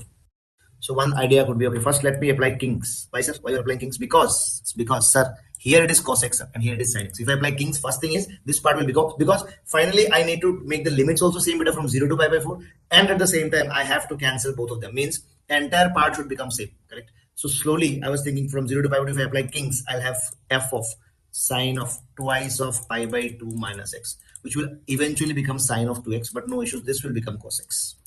Clear? And then, sorry, this is pi by 2 now, yes, from 0 to pi by 2. So this will be f of sine 2x, is it? Yes. This will become, I'm writing here again, 0 to pi by 2, because 2 to the, I mean 2 and 2 will cancel each other, it will be pi minus 2x. So f of sine 2x will be there into cos x into dx. Okay, sir, this much we understood. So now what to do? But sir, I need 0 to pi by 4. So should I break? Let's check by breaking at pi by 4. From 0 to pi by 4, what I get? If I break, sir, what I get? F of, please check. I'm breaking this part, okay? F of sine 2x into cos x into dx. Plus from pi by 4 to pi by 2, again f of sine 2x into cos x to dx. So this is clear now. Okay. Now what to do, sir? If you see now what we can do, let's say, what to do? Like we are not getting any ideas, sir. So I thought of, okay, let me first make these limits same as this limit from 0 to pi by 4. Means I have to reduce by pi by 4 here also, here also. If I reduce here, I have to increase here at the inputs. So let's check. It will be 0 to pi by 4, correct? F of sine of how much? Twice of pi by 4 plus x beta. You can see it is becoming cos 2x. See, it is giving us a hint that I'm going towards cos 2x. And cos of pi by 4 plus x. I hope this much is clear. And sir, what will you do here, sir? What will you do here, sir? Okay. So here it is sine 2x, correct? But I need cos 2x. So pi by 4 is here. I will again apply King's. Why, sir? From 0 to pi by 4. If you again apply King's, please check. Sine of twice of pi by 4 minus x whole into cos of pi by 4 minus x. Do you all agree? So, beta, if I write on the first step, if we write down the first step, what we get? Finally, please pay attention, beta. Sir, I think we can club both the limits now, because the limits are, I mean, both the integrands now, because the limits are same. From 0 to pi by 4, if you are, like, if you want to club them, what happens? Please check. So this will be f of sine of how much? Pi by 2 minus 2x, that is f of cos 2x for sure. Correct? Yes. This is cos of, like, a minus b, or cos of pi by 4 minus x becomes cos a cos b plus sin a sin b. That is, it will come out to be cos pi by 4 into cos x, that is cos x plus sin x. And pi by 4 will give you 1 by root 2, will come out as LCM. Clear? Yes, sir. I hope you're getting. Sir, what about the other one? So 2 again pi by 4 plus x, pi by sine of pi by 2 plus 2x will be how much? Again f of cos 2x. So f of cos 2x you can take LCM. I mean, you can take common. And this is cos of pi by 4 plus x. That is cos a cos b minus sin a sin b. That is, this will be again cos a cos b. That is cos x into 1 by root 2 minus sin x into 1 by root 2. So guys, I hope you can see what is happening. So I think if I take LCM, sin x is gone. Twice of cos x will come, and dividing that by root 2 will give us what? I think, sir, our constant will be root 2 coming out. Please check. Twice of cos x, after taking LCM, root 2 will cancel, root 2, 0 to pi by 4. Correct? What we get? We get f of cos 2x whole into how much? Cos x. Correct? So this is the first integral that we got. Exactly same as this. Correct? But it means what should alpha be? So if you take this common, I think alpha plus root 2 will come out to be 0. Or you can say, sir, alpha should become minus root 2 to give you answer 0. So I think B for buffalo is the correct answer. Let's check. Yes, sir. Great. Okay, so next question. Next question is what? Let R be the focus of the parabola. This. So this is a parabola, sir. Okay, fine.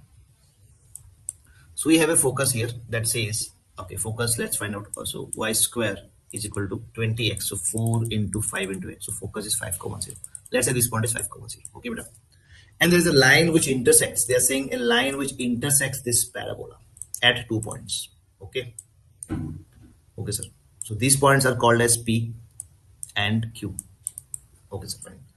So now the moment you see A as 5, can you take the point P as parametric coordinate 5 t1 square, comma 10 t1, because twice A t1, correct? Similarly, this point will be taken as 5 t2 square, comma 10 t2. Please check. Yes. And this focus is known as R. Now they are saying G is a point 10, 10, which is the centroid of this triangle PQ orbital. G is a centroid of this triangle, means this. Okay. Then this one more condition is given. I think if you check, if you go by distance and coordinate point of view, I won't think this will be needed. Then PQ whole square. Okay.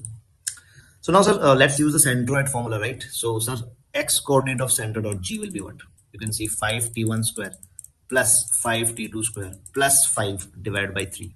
I think that is equal to 10, correct? 1, 5, if we cancel, please check. T1 square plus T2 square plus 1 is coming out to be how much? So 5, if we cancel 2, 3 2 is 6 on this side. So finally, T1 square beta plus T2 square is coming out to be 5. Clear or not clear? Yes. Got it, sir. And similarly, yg beta, yg will be what? Twice a t1 plus twice a t2 means 10 t1 plus 10 t2. That is 10 t1 plus 10 t2 plus 0. Why? Because the y coordinate is 0 divided by 3. Correct? That is again equal to 10 beta. It means from here t1 plus t2 will be equal to 3. Clear? So if I square this, I get t1 square plus t2 square plus twice of t1 t2 happening to be 9. So t1 square plus t2 square is how much? It's 5. So 5 I take it to that side. So twice of t1 t2 is coming out to be 9 minus 5 beta 4. Hence t1 times t2 will be 2 beta. Okay. So very important information that we got, sir. Yes. So for now, what they're asking for PQ whole square, right? Okay. So I'm deleting this portion. Okay. For some space beta. I think you can see, sir, T1, T2 has come out to be 2. Clear? Yes. If T1, T2 has come out to be 2, do you see that T2 will be 2 upon T1? Yes. And this information is also there. So if I use it, T1 plus 2 by T1 is equal to 3. So basically T1 square minus 3T1 plus 2 equal to 0. This gives us T1 as 1 and T1 as 2. Two possibilities, correct? So if you see, if T1 is 1, beta, T2 is coming out to be 2, correct? And when T1 is 2, T2 is coming out to be 1. What do we mean by this? It means, sir, P and Q are any 2 points on the parabola, right? So the one that I have considered as T1, it might be T2 also now. That's why. Clear? So I think now job is very simple, sir. PQ can be very easily found out because we know the points. So can we write down the points? Yes. So sir, P is 5 T1 square comma 10 T1, right? So T1 there is 5 comma 10, 5 T1 square, that is 10 T1, that is, yes, 5 comma 10. If this is T1 is 1, then T2 will be 5 T2 square. T2 square means, so I think 5 into 4 comma 10 T2, correct? So I think one point is 5 comma 10. If you take this as P, so Q becomes, if this is P beta, this is Q, Q becomes 20 comma 20. So I think now it is very simple to calculate the final answer. So just use this formula. So PQ square will be what? 20 minus 5, that is 15 square, plus 20 minus 10, that is 10 square, is coming out to be 225 plus 100. I think 325. Yes, only. So this is a very simple way of doing the same question. Okay, but so I think your again D font donkey is the correct answer. Let's check. Yes, great.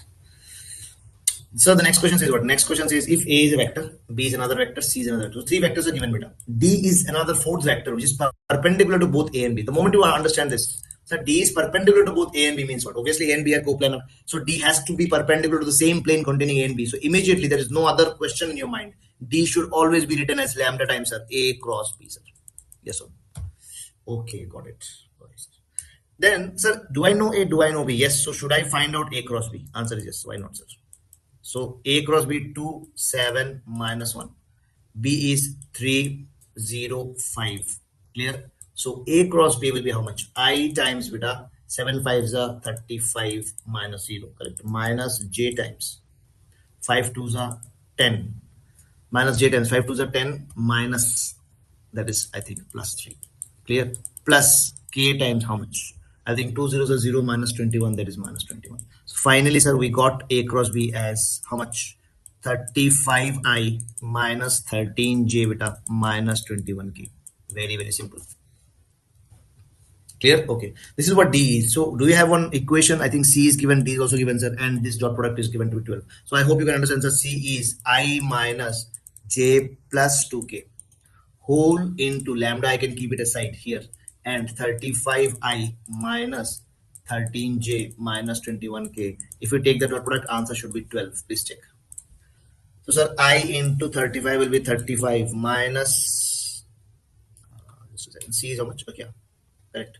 So this is minus 1. This is minus. So minus minus, I think plus 13 minus 42 is equal to 12, and lambda is here, sir. I think 35 plus 13 is 48 minus 42 is 6. So 6 is coming 2. So sir, lambda is coming out to be simply 2. Once I get lambda beta, do I know D? Yes, sir. My D comes out to be twice of this vector. Easy. Now what they're asking? They're asking this dot C cross D. Sir, I think one vector they have given, then dot, and then cross product of two vectors. I think it looks like scalar triple product, sir. Do you agree? Okay, so then it is very simple. It is just the determinant, right? We just need to solve the determinant, sir. What is the first row? First row is that first vector. So minus 1, 1, minus 1. What is C? So C, C, C, C. What is C? C is this, sir. 1, beta minus 1. Then the last part is 2. What is D? Okay, D is this. D is dangerous, sir. Yes or no? Yes. D is 70. And then minus 26. Then minus 42. Easy. We just need to calculate this. So very simple. Let's do it. Type. I'm breaking it beta. So sir, minus 1 into what? So minus 1, you can see minus 1 times minus 42 times minus 1 is plus 42 beta. Minus 26 times 2 is 52. So minus minus, I think it is plus 52. Yes, no? Yes. Then again minus 1. Clear beta? Yes, I think minus 1 is plus 42. Then yes, 1 is plus. Then minus 1 into what? Tuck, tuck. Minus 42 into minus 1 is minus 42. Correct? Minus 70 into 2 is how much? I think 140, sir. Correct? Yes. Finally, minus 1 times how much? Minus 26 beta. Minus 26 minus minus 70, that is plus 70. So let's calculate the simple value. I think it is coming out to be 94, that is minus 94, sir. Yes. This how much is minus 182 into minus 1, that is plus 182. Correct? How much that is? 26. Is it 30, 44? Plus 44, it is minus 44. It means minus 94. So 94 and 44. If we just add very quickly, 4, 4, 8, and 9, 4, how much? 13. So 138. Correct? So 138 to be subtracted from 182 beta. So 182, 138. 12 minus 8 is 4. From here, if I take 7 minus 3 is 4. So I think answer should be B for Buffalo again. Let's check. Okay, great. Okay, beta. So let's go to the next problem. The fifth problem says, let A be a 2 cross 2 matrix with real entries, correct? Such that A dash, dash means what? Transpose, is alpha A plus I, where alpha belongs to R minus minus 1 to 1. Means alpha cannot be minus 1 to 1. I mean, this is not minus 1 to 1, sorry, minus 1 and 1. Discrete set, right? Yes. So now let's say if determinant of this matrix is 4, then what are the possible values of alpha? Okay, let's see. So first, we can see this A transpose as alpha A plus I, correct? So I don't want to keep this transpose. I want to remove this transpose. So I'll take transpose again, both sides. Correct? What will happen? So if I take, it will be A equal to alpha into A transpose, plus transpose of I will be I only. Correct? You know now transpose separates on sum. Correct? Sir, now how will you remove transpose? Into alpha into. Sir, what is A transpose? A transpose is given now, alpha A plus I. So can I put alpha A plus I? Plus I. So do you see A becomes alpha square A plus alpha I beta plus I. Simply, so if you take A on one side, you get 1 minus alpha square, and right hand side, if you take I common, you get alpha plus 1. Do you agree from here, sir? A looks like alpha plus 1 by 1 minus alpha square times I. It means A is eventually an identity matrix, correct? Where this is the multiplying factor, and you can see alpha is not equal to plus and minus 1 both. Clear? Alpha is not equal to plus and minus 1 both. Hence what? 1 minus alpha square is there in the denominator. There's no issue, right? Okay. So sir, now for now, we need to find out alpha. So for now, I'm taking this A as lambda times I, some constant, okay? So that I can think about this. Then they are saying determinant of mod of A square minus A is 4. I mean, sorry, not mod, determinant, okay? I have a habit of using the word mod for determinant, okay? I hope you're getting, okay, sir. But then determinant of A square minus A. So let's figure out, sir, what is A square minus A. So guys, if you can see, sir, A square will be what? Lambda square, I square. I square is I only, correct? And obviously A is lambda I. So do you agree, sir, A square minus A determinant will be equal to determinant of lambda square I minus lambda I, correct? Can I take I, like, can I separate I and write down lambda square minus lambda whole times I and determinant? Now comes the important part. If I ask you the determinant of twice of I, do you agree that should be equal to 2 square? Why, sir? because twice of I means what? 2 0. If it's a 2 cross 2 matrix, 2 0 0 2. Correct? So that will be always equal to 2 square. Easy. So as it is a 2 cross 2 matrix, so in this case, the moment I see this beta, can we say, sir, okay, determinant of this times I should be equal to lambda square minus lambda whole square, that should be equal to 4. So, or can we say lambda square minus lambda should be 2 and lambda square minus lambda should be minus 2. Clear? So if you solve this, you get what? Lambda square minus lambda minus 2 equal to 0. I think you will get lambda is equal to 2 and lambda is minus 1. And the other one, if you solve it up, if you solve the other one, lambda square minus lambda plus 2 equal to 0. If you see that the discriminant is negative, it means there will be no real values of lambda. I hope you're getting. So it means from here, lambda is 5. Correct? From here, we got two values of lambda. Fine. Let's go to the next slide. So we got lambda as 2 and lambda as minus 1. So now we know, okay, lambda was our, how much? 1 plus alpha by 1 minus alpha square. Yes, so let's check. Yes, 1 plus alpha by 1 minus alpha square, correct. And lambda is 2, it means this is equal to 2. So from here, do you agree 1 plus alpha will be equal to 2 minus 2 alpha square? It means 2 alpha square plus alpha minus 1 equal to 0. So again, from here, if you solve 2 alpha square plus 2 alpha minus 1 equal to 0. From here, if you are taking 2 alpha common, you get alpha plus 1. Minus 1, if you take common, again you get alpha plus 1 equal to 0. From here, you get alpha equal to minus 1 and alpha equal to half. But sir, alpha equal to minus 1 is not possible. We already rejected this, so this value is gone. So alpha equal to half is the accepted value when lambda becomes true. Another possible value of lambda we have not done, that is lambda equal to minus 1. Sir. So do we agree? So 1 plus alpha by 1 minus alpha square should be minus 1. If we cross multiply, 1 plus alpha will be equal to alpha square minus 1 because of this minus. And alpha square minus alpha minus 2 will be equal to 0. Clear? Again, you will get alpha is 2 and alpha is minus 1. Please check. Again, alpha equal to minus 1 will be rejected, sir. So alpha equal to will be accepted. So only two possible values of alpha we got. One is 2, another is half. So if I add both of them, I think they're asking for sum of values. Sum of all possible values of alpha is. Okay, so I think your answer should be 5 by 2. Is it there in the option? It has to be. Yes, sir. I think again D for donkey. Yes. Next question. Is it a binomial theorem question? Yes, sir. Coefficients of x power 7 in this. I think very simple. X power 7 means, first of all, always you remember to write it as the general term TR plus 1. It will be equal to what? 11 CR sir into AX square whole raised to the power 11 minus R into 1 by 2 BX whole raised to the power R. Clear? Everybody, yes. So now 11 CR into A to the power 11 minus R into X to the power 22 minus 2R. Clear? Into X to the power minus R. Correct? And here we have 2b to the power r as the coefficients. So finally we get here x as x to the power 22 minus 3r. So now if I want to have the coefficient of x power 7, means this has to become 7. So 22 minus 3r has to be 7. 22 minus 7 is 15 is equal to 3r. Hence I think r should be 5, sir. If r should be 5, then the coefficients part is which part? So the coefficients part is this part because x part has become. So answer, I think coefficient will be what? 11c5 into a to the power 11 minus 5 is 6 divided by 2b to the power 5. That is b to the power 5 and 2 to the power 5 is 32. So that is first part. Coefficient of, I think you can say t, like coefficient of x power 7. Yes, so that will happen when r is 5. That is t6. Okay. All right, sir. So other part they are saying another same thing, another kind of question. I mean another part of the expansion. They are saying I need coefficient of x power minus 7 here. So again we'll be doing the same thing.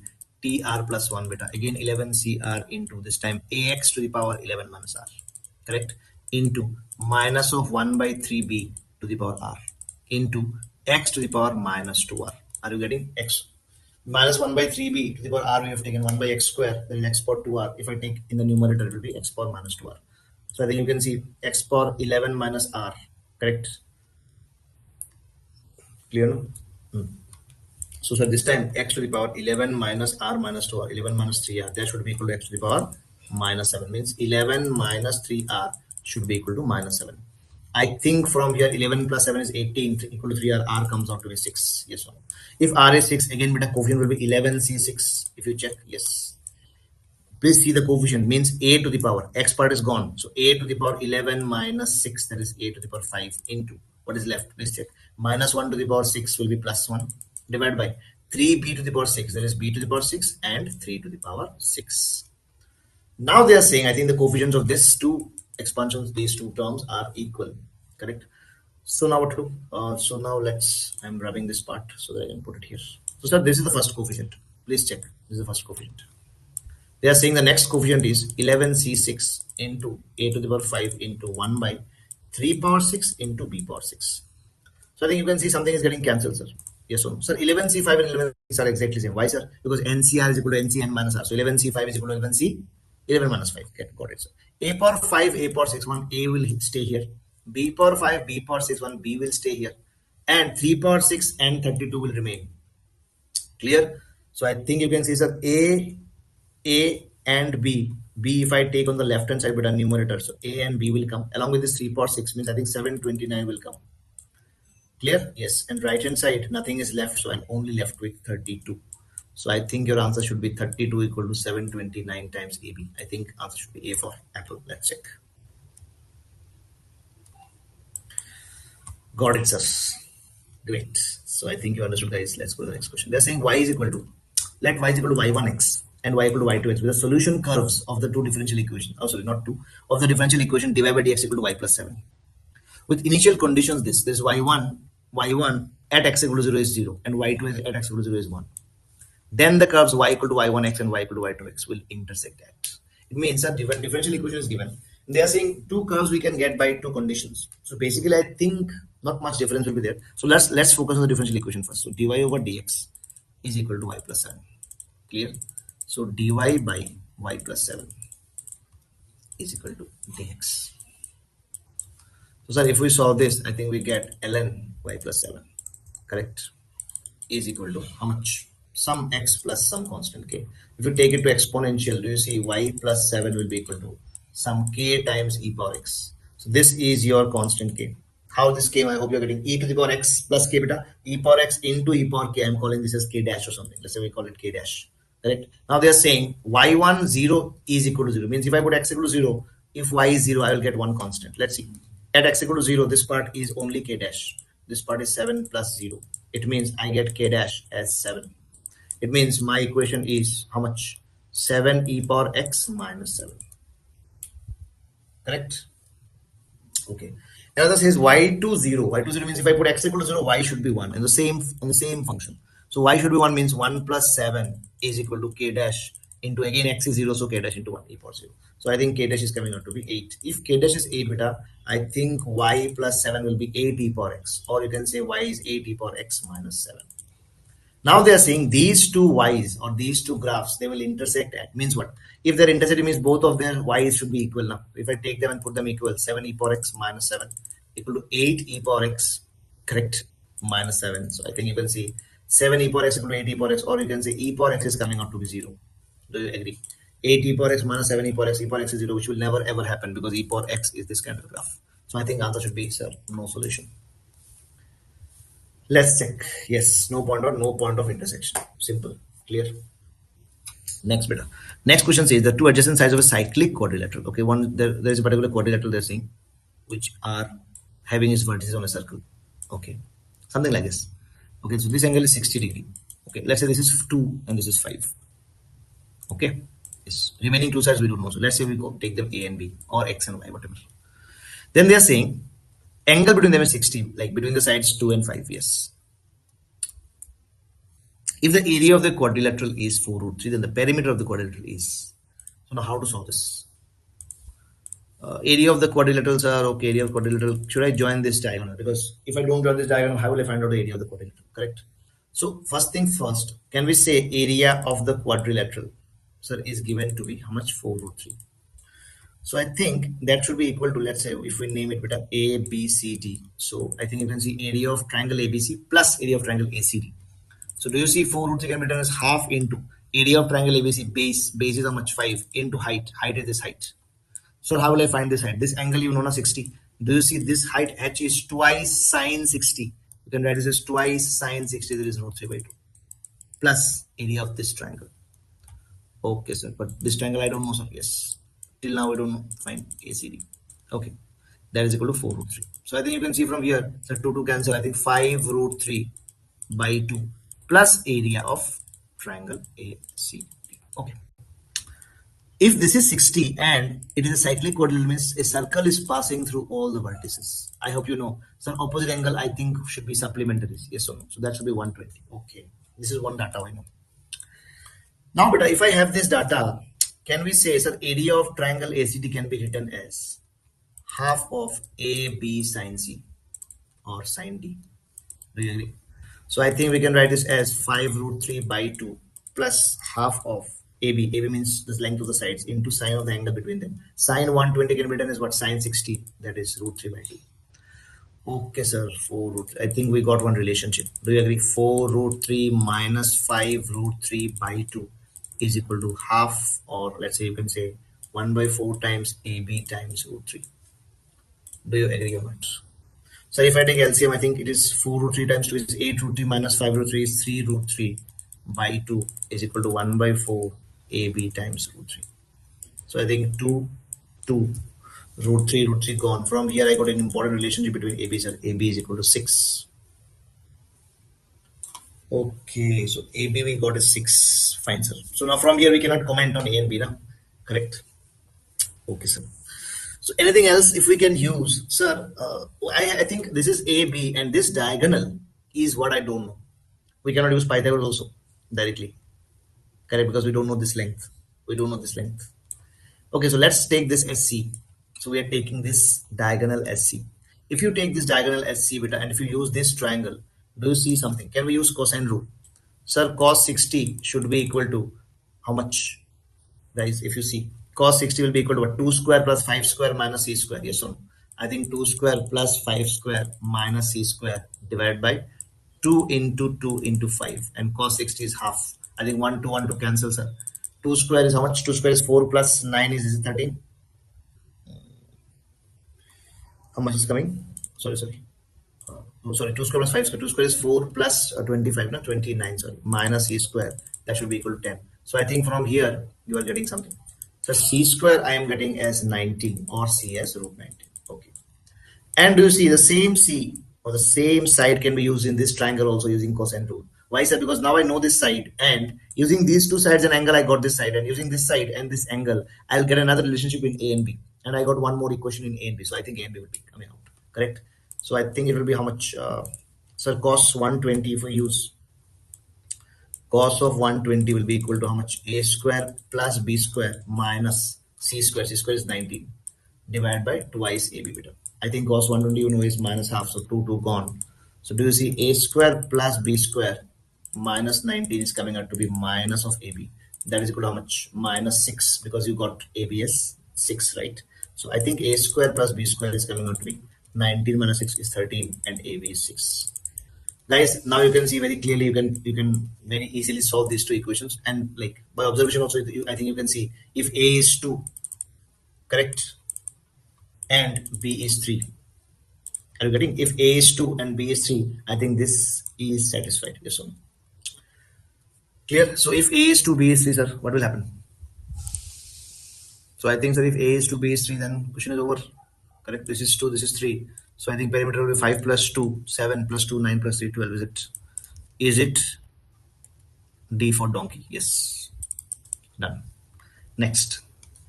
2 dice rolled, beta. Please check out. 2 dice are rolled. If both dice have 6 faces, numbered as this. Okay. So one dice has numbers very unique: 1, 2, 3, 5, 7, 11. Okay. So, sir, basically, both the dices will have these numbers coming up in their uh, like top face. Then the problem is the sum of the numbers on the top faces is less than or equal to 8. Okay. So first of all, total number of cases, how much? I think 36. Yes. Favorable number of cases if you are doing. So for favorables, I think we have to count. Yes, no? So guys, I think you can see your sum of the two faces should be less than or equal to 8. So if I start with 1 on the first face, the second face can get 1 also. Correct? Can get 2 also, 3 also, 5 also, 7 also. 11 except 11, I think you can see. Why is that? Because 1 plus 1, 1 up to 1 plus 7, 8 I can get. 1 plus 7 will make it 12. So 1, 2, 3, 4, 5 like this. Clear? And then the next one, sir, 1 I have done. What about 2? Yes, with 2, 1, then 2, then 3, then 5. Can you do 7? 7 plus 2 would be 9. I think it's not possible. How many cases? 4 cases. What about the next one? 3, 1, then 2, then 3, then 5. Because 5 plus 3 is 8. Maximum 8 we can take. Another 4 cases. Sir, along with 5, then 5, 1, 5, 2, 5, 3. Anything else possible? 5 is not possible, sir. So I think 5, 4, how much? 9, 4, 13 plus 3 is 16. Is it? Yes, sir. So I think along with 7 last left. So 7 1 7 2. 7 2 is make it 9, sir. So 2 is not possible. Only 7 1, that is only one case. So if you count 5 4 9 plus 4 13 plus 4 is 17. So favorable is 17. Hence probability of the event should be 17 upon 36. Is it there? Answer is yes, sir. Very simple question, guys. Next, area of the triangle with vertices A, Z, B, I, Z, C, Z plus I, Z. Okay, so let's see this. First, let's like plot Z. So Z is basically a vector. We can, no, Z, we can treat Z as a vector. Okay. So if Z is a complex number here, beta, so I think you can understand, sir, if I join from origin, I will get this as Z. Will I get this as Z? Yes. So if I get this as Z, now the next complex number, so this is your A, the next complex number is your I times Z. I times Z means if I multiply with I, it will rotate the complex number without affecting the magnitude by 90 degree. Means it will go somewhere here. And this length will be exactly same, just like moving a circle. So that should be your I times Z. Really, yes, sir. Now they are saying Z plus IZ means I think that it looks like parallelogram law of vector addition. Do you see that? Come on, tell me. So I think yes. So this looks like parallelogram law of vector addition. It means this vertex should be my Z plus IZ and the vector should be this vector. Correct? Okay, but so they are saying area of triangle with vertices A, B and C. So vertices A, B and C means what? Area will be this much area now. I mean the triangle will be this much triangle now. Correct or not correct? Okay, sir, got it. But sir, I think all these sides are equal because this side and this side were equal. So this is a parallelogram whose sides are equal. So it's a rhombus. But sir, this side was rotated by 90. Hence, any rhombus whose one angle is 90 has to be a square. Correct? It means, sir, we just need to find out what area of any triangle because both the triangles are congruent triangles. Correct? It means, sir, can we say, so this much length, if I ask you what is this length, you will say mod Z. If I ask you what is this length, you will say mod of IZ. So OA and B, let's say. So area of triangle OAB is same as area of triangle ABC. So area will be equal to half into base. Base is how much? Mod Z into height is mod of IZ. Beta mod of IZ written as mod I into mod Z. So mod I is 1. So I think answer should be half of mod Z square. C for Calcutta is your correct answer. Easy? Okay, great. Let's move ahead. Then says alpha and beta the roots of the equation this. So immediately the moment I see this, I have a habit of writing sum and product. Why? Because 99% of the cases we use them. So I am writing beta. Alpha plus beta is minus 2. Alpha beta is how much? So alpha beta will be 2. So, okay. And 1 by alpha, 1 by beta. Correct? 1 by alpha, 1 by beta are the roots of this equation. Okay. It means 1 by alpha plus 1 by beta minus b now. 2. Yes. So that is this is minus p and this is 2. So 1 by alpha plus 1 by beta should be equal to how much? Minus 2q by 2, that is minus q. Correct? And 1 by alpha beta should be 1 by 2. So I think you can see from here very clearly. So obviously alpha beta is 2, 1 by alpha beta is giving us the same information, nothing else. Okay. Now they are asking what is the value for this expression. I think it looks very simple. So these two, if I multiply, what I get? Please check all of you. Alpha times beta I get minus of alpha by beta I get, sir. Then I get minus of beta by alpha plus I get 1 by alpha beta. So alpha beta I know. Okay. Into what I get here? Alpha times beta again. But this time I get alpha into 1 by alpha, that is 1 plus 1 by beta into beta again 1 plus 1 by alpha beta. Clear? Okay, so got it. So now what to do? So alpha beta I know as 2. This is 2. So I think 2 plus 1 by 2 I have separated. Minus. Sir, if I take minus common, this happens to be alpha beta.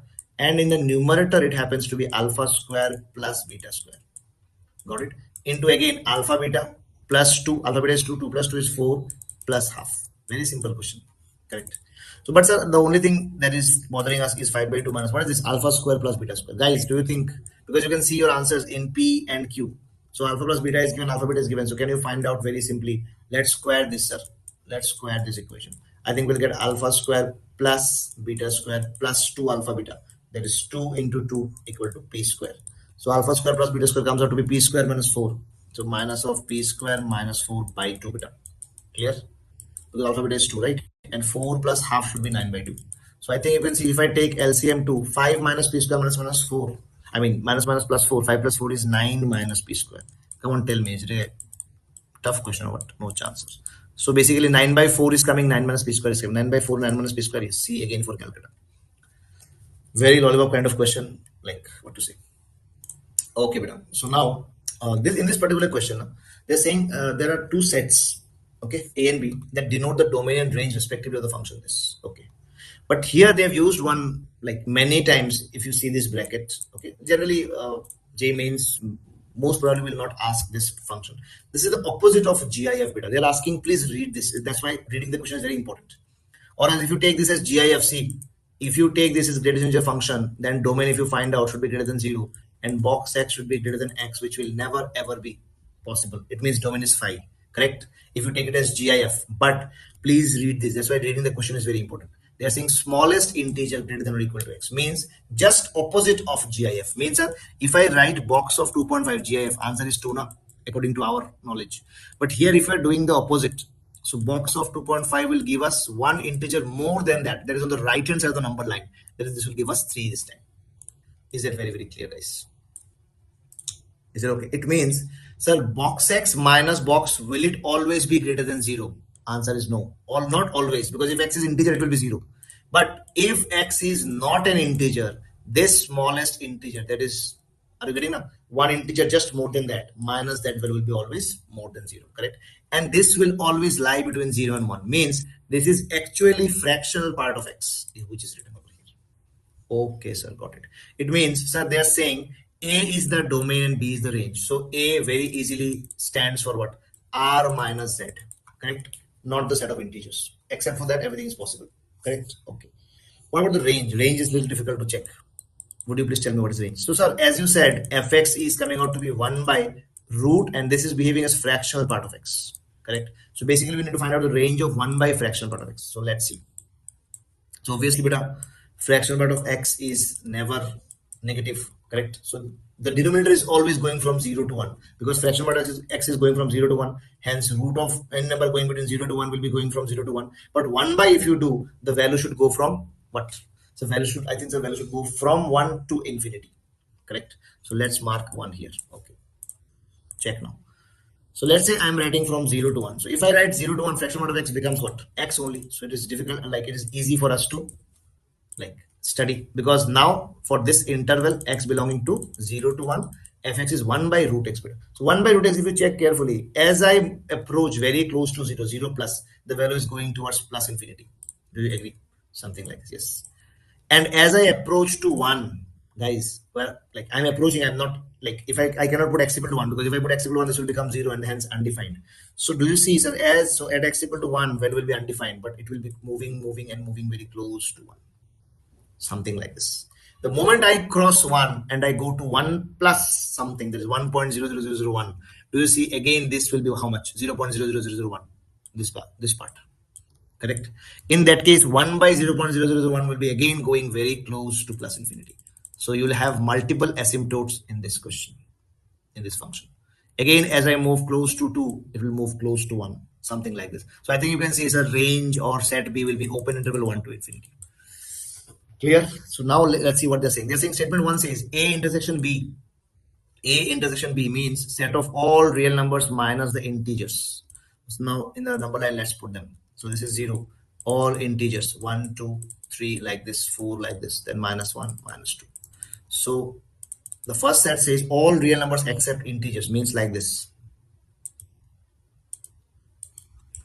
Okay, sir. So basically open holes at only the integers. That is the first set, basically A. But sir, now set B says something else. Set B says start from 1 all the way to infinity. So what is common between them? If you check between the red line and the yellow line, or whatever line colors you will see here, this and this, what is common? So the only common part is, sir, from 1 to infinity if I am going, and then this is not common because these are the holes. So if I remove the natural numbers or positive integers after 1, then all others are coming. So I think you can see S1 is A intersection B is 1 to infinity minus natural number. I think that should be correct, sir. Yes.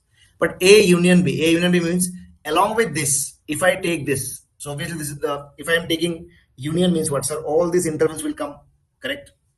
So right hand side, this entire thing will come, and left hand side, this entire thing will come, correct? But now they are saying a and b is only 1 to infinity. That is not true now, because when you take union, this is b with a. So the left part of a, which is not common, that will also come now. Hence, this is wrong. So I think statement 1 should be true. Again, C should be your correct answer.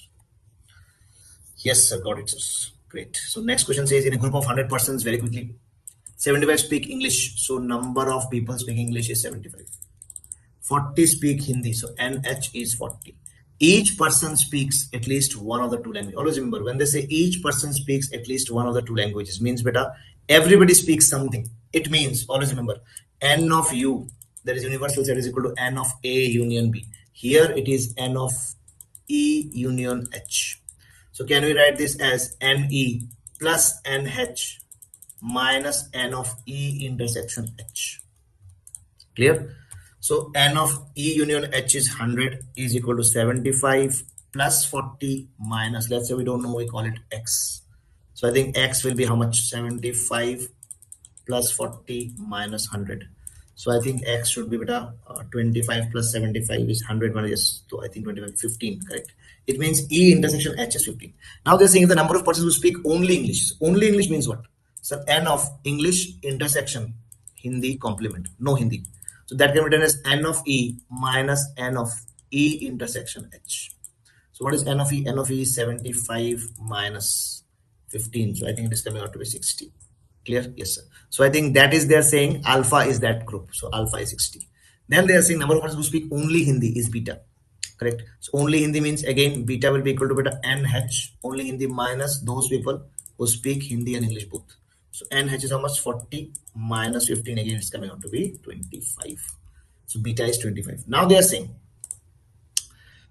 what will be the eccentricity of this ellipse. So very simple. First of all, let's see. So 25 times beta square x square plus alpha square y square equal to alpha square beta square. So it is not in the proper form of the ellipse equation. So let's divide. So if we divide, what I get? So if I divide by alpha square beta square, right hand side is 1, correct? Left hand side, x square upon alpha square plus y square upon how much beta? I think beta square, that should be equal to 1. Would you please tell me what is your alpha square beta? I think alpha is my 60. So alpha square will be how much? So x square by 3600 plus y square by, what is beta square? What is beta? Beta is 25. So if you square it, it is 625. That is equal to 1. But sir, here I have 25. So shall I cancel? 25, if I cancel, how much? 36 into 100. So 25. If you divide by 100, if you divide 100 by 25 is 4. 4 into 36 is 144. Correct? And obviously 25, sir. So finally what I get? I get x square by 144 plus y square by 25, that is equal to 1. Correct? So this is a square, this is b square. They're asking for eccentricity of the ellipse. As you know, beta, so e square is 1 minus b square by a square. That is 1 minus 25 upon 144. So I think 144 and 144, if you subtract, how much you're getting? I think it should be 119 by 144. Correct? This is your eccentricity square. So E will be under root 119 upon 12. Is that very, very clear? Let's see, sir. Is it? Under root, yes, sir. 119 by 12, sir. Great. Let's move ahead.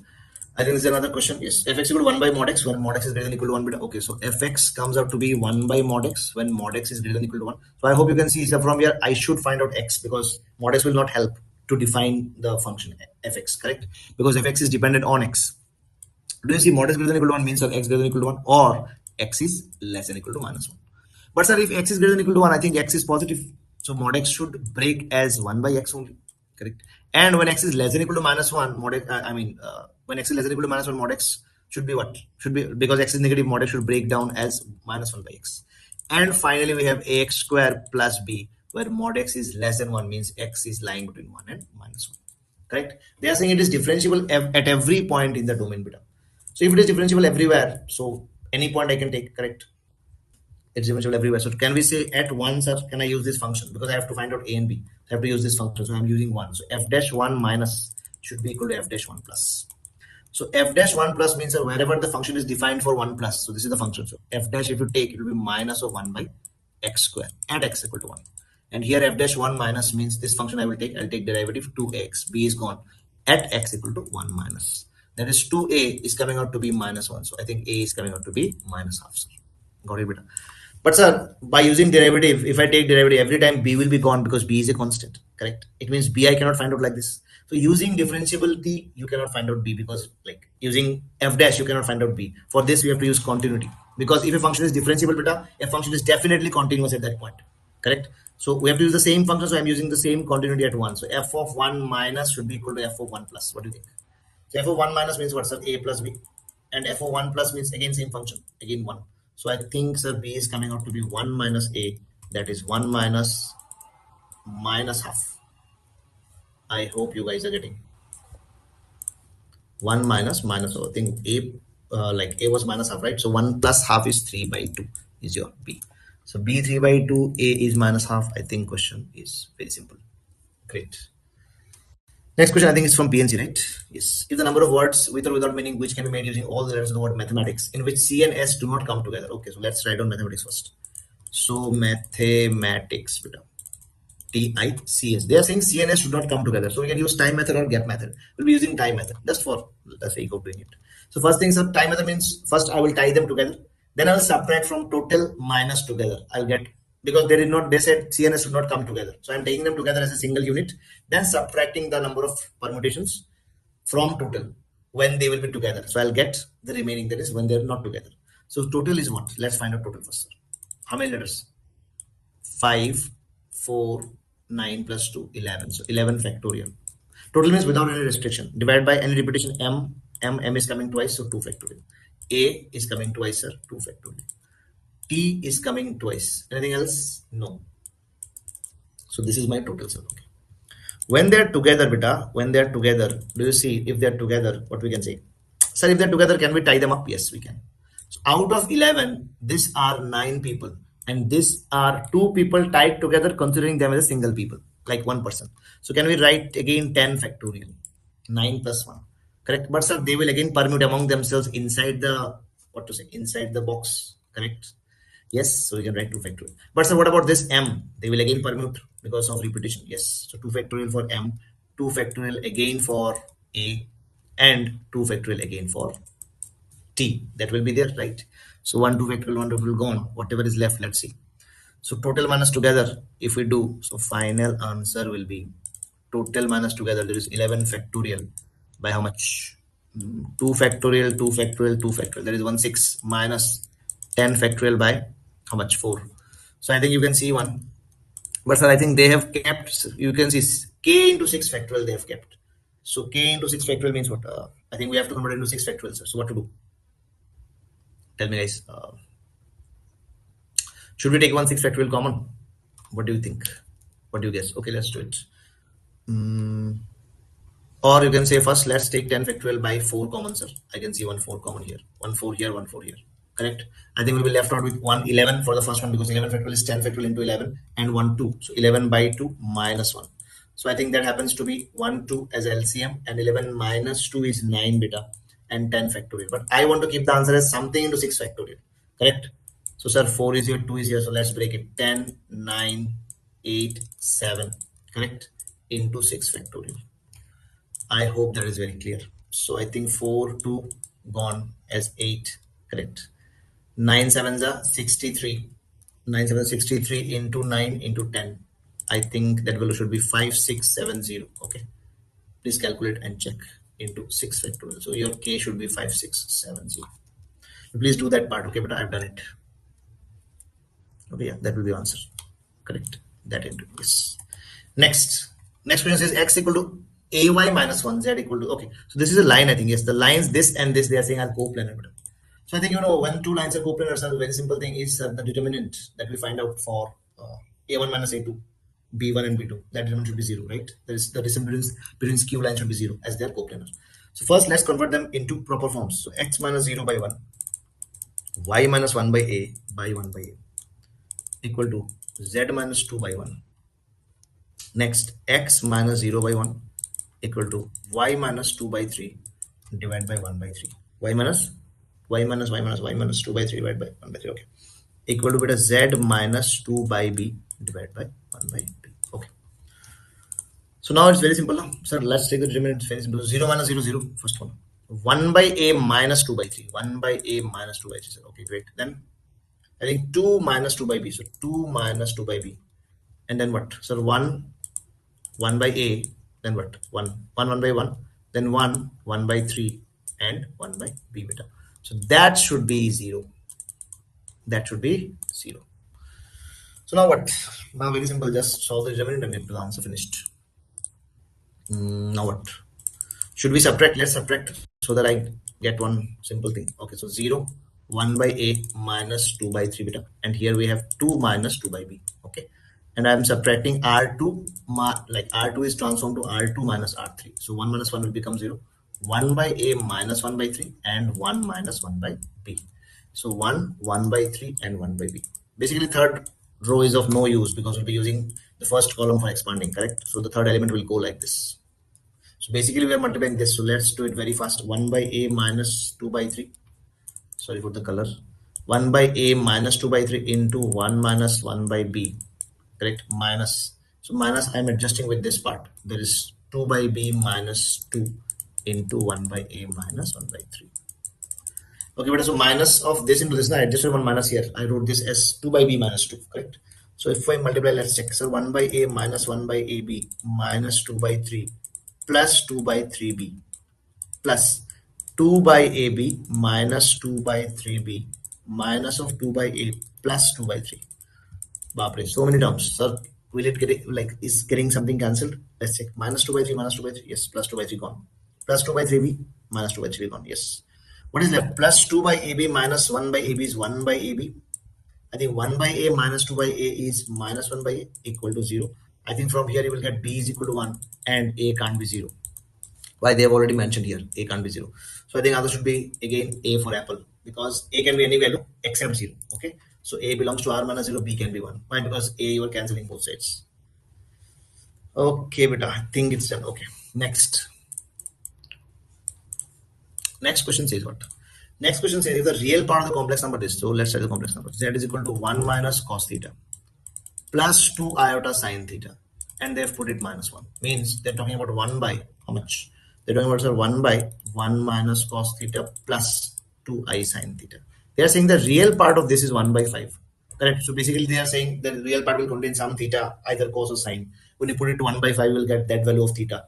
Like from that equation, we're just supposed to solve theta, and theta is lying between 0 to pi means, and then they're saying what is the value of 0 to theta sine x dx. Finished. So simple, just rationalize this and find out into real and imaginary part separately. So I think you can see, so z will be 1 minus cos theta minus 2 iota sine theta by multiplying with conjugate, right? Divide by how much?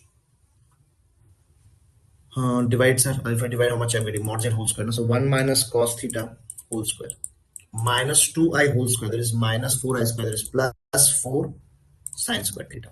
Correct. So very clearly, sir, the real part looks like what? It looks like 1 minus cos theta. I'm talking about the real part of z. 1 minus cos theta by 1 minus cos theta whole square plus 4 sine square theta.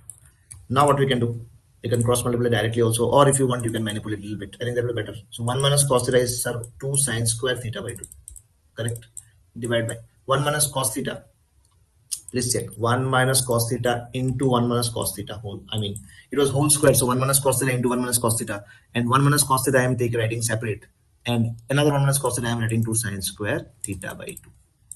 Plus 4 times sine theta whole square. Sine theta can be written as 2 sine theta by 2 cos theta by 2. If I square it, it will be 1 more 4 from 2.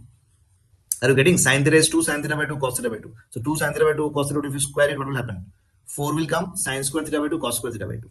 So 4 times sine square theta by 2 and cos square theta by 2. I hope that is very clear. So 2 sine square theta by 2, I think we can see common here, sir. Yes. So if you cancel, what do you get? 1 by 1 minus cos theta. Then what you are left out with? Please check. So 2 sine square theta you have taken out. So you are left out with 1, 4. 1, 2 you have taken out. So 2 is left and cos square theta by 2 is left. And that real part is 1 by 5. So I think you can see 1 by 5 will be equal to 1 by 1 minus cos theta plus, sir, 4 times 2 cos square theta by 2 is 1 plus cos theta. Correct. So guys, I think you can see, sir, if we reciprocate this, what we get? We get 1 minus cos theta plus 4 cos theta. That is equal to 5. Do you agree, guys? Or no? So I think 4 plus 1, 5 is gone, sir. And I think from here, 3 cos theta is coming out to be 0. That is cos theta is 0. Hence, theta is lollipop of pi by 2, sir. If theta is going to come on, guys, they are saying to find out this 0 to pi by 2 sin x dx. Answer should be 1, sir. I told you, remember 0 to pi by 2 sin x dx is what is 1. 0 to pi by 2 sin square x dx is pi by 4. 0 to pi by 2 sin cube x dx is 2 by 3. And 0 to pi by 2 sin per 4 x dx is 3 pi by 16. Please remember them as standard results. Okay, beta, so this is your answer. Next question, very quickly. Next question says, let R1 and R2 be the radii of the largest and smallest circles. Okay, R1 is the radii of the largest circle and R2 is the radii of the smallest circle respectively, which pass through the point minus 4, 1. Okay, so they are passing, both are passing to this point and having their centers on the circumference of the circle this. So let's draw this circle first. So sir, this circle has a center, I think how much, guys? I think minus 1, minus 2. Correct or not correct? Yes, and radius will be how much? So radius will be how much? Radius will be how much? I think under root 1 plus 4 minus plus 4. Is it 3 or not? Yes, sir, radius is 3. It means there is a circle whose radius is 3. Fine, okay. Center is minus 1, minus 2. They are saying there are two more circles. Somewhere here, there is a point minus 4, 1, through which these circles will pass, but their centers will lie on this. So if I ask you from this point, if you draw a normal, we have discussed this already. This should be the smallest distance, right? It means if I want my center to lie on this circle and the circle to pass through this point. So what do you think? So this should be my radius now. Correct? This should be my smallest circle. Are you getting? So they are not saying it should cut here or here. They are saying center should pass on the circumference, and then the remaining part we don't know how it will go, depending upon the length. Correct? Whatever is the length. So this will be one circle. Okay. And for the next one, do you see, sir, I think distance from this point, the greatest distance from this point on any point on the circle will be this point, diametrically opposite to this point. Correct. So in that case, okay, sir, this will be my radius then. This much radius I'll use. And it will pass. So are you getting? So this will be the radius. So I think how it will look like if we do draw it, something like this. So that will be the biggest circle whose center lies here. Are you getting? Like this, something like this. So these are the two circles they are talking about. I hope you got the idea. So basically what they're saying, if R1 by R2, is this, then what is the AP? So I think, sir, very simply, R1 is this much, sorry, R1 is the greatest one. No? Yes, R1 is the larger one, means this one should be R1, sir. Correct, guys? And this should be R2. I think you can see very clearly, sir, R1 is the greater one, R2 is the smaller one. So R1 minus R2. R1 minus R2 should be my diameter. Diameter there is 6. Okay, we'll come to this later. Okay, but that is fine. But let's first find out R1 and R2. I think you can see, sir, R2 is the, what to say, like smallest distance. Okay, what is this? Minus 4, 1. This is minus 1, minus 2. Do you see this is C, this is P? Can we find out R2? So R2 will be Cp minus radius, that is 3. Correct? And R1 will be Cp plus 3. So what is Cp, sir? Cp will be under root, how much beta? Minus 4 minus 1, that is 3 square. Correct? Plus 3 square. How much? I think it is coming out to be root 18, sir. Guys, do you agree? It is 3 root 2. So Cp is coming out to be 3 root 2. Hence R2 comes out to be 3 root 2 minus 3. Correct, guys? I have calculated Cp here.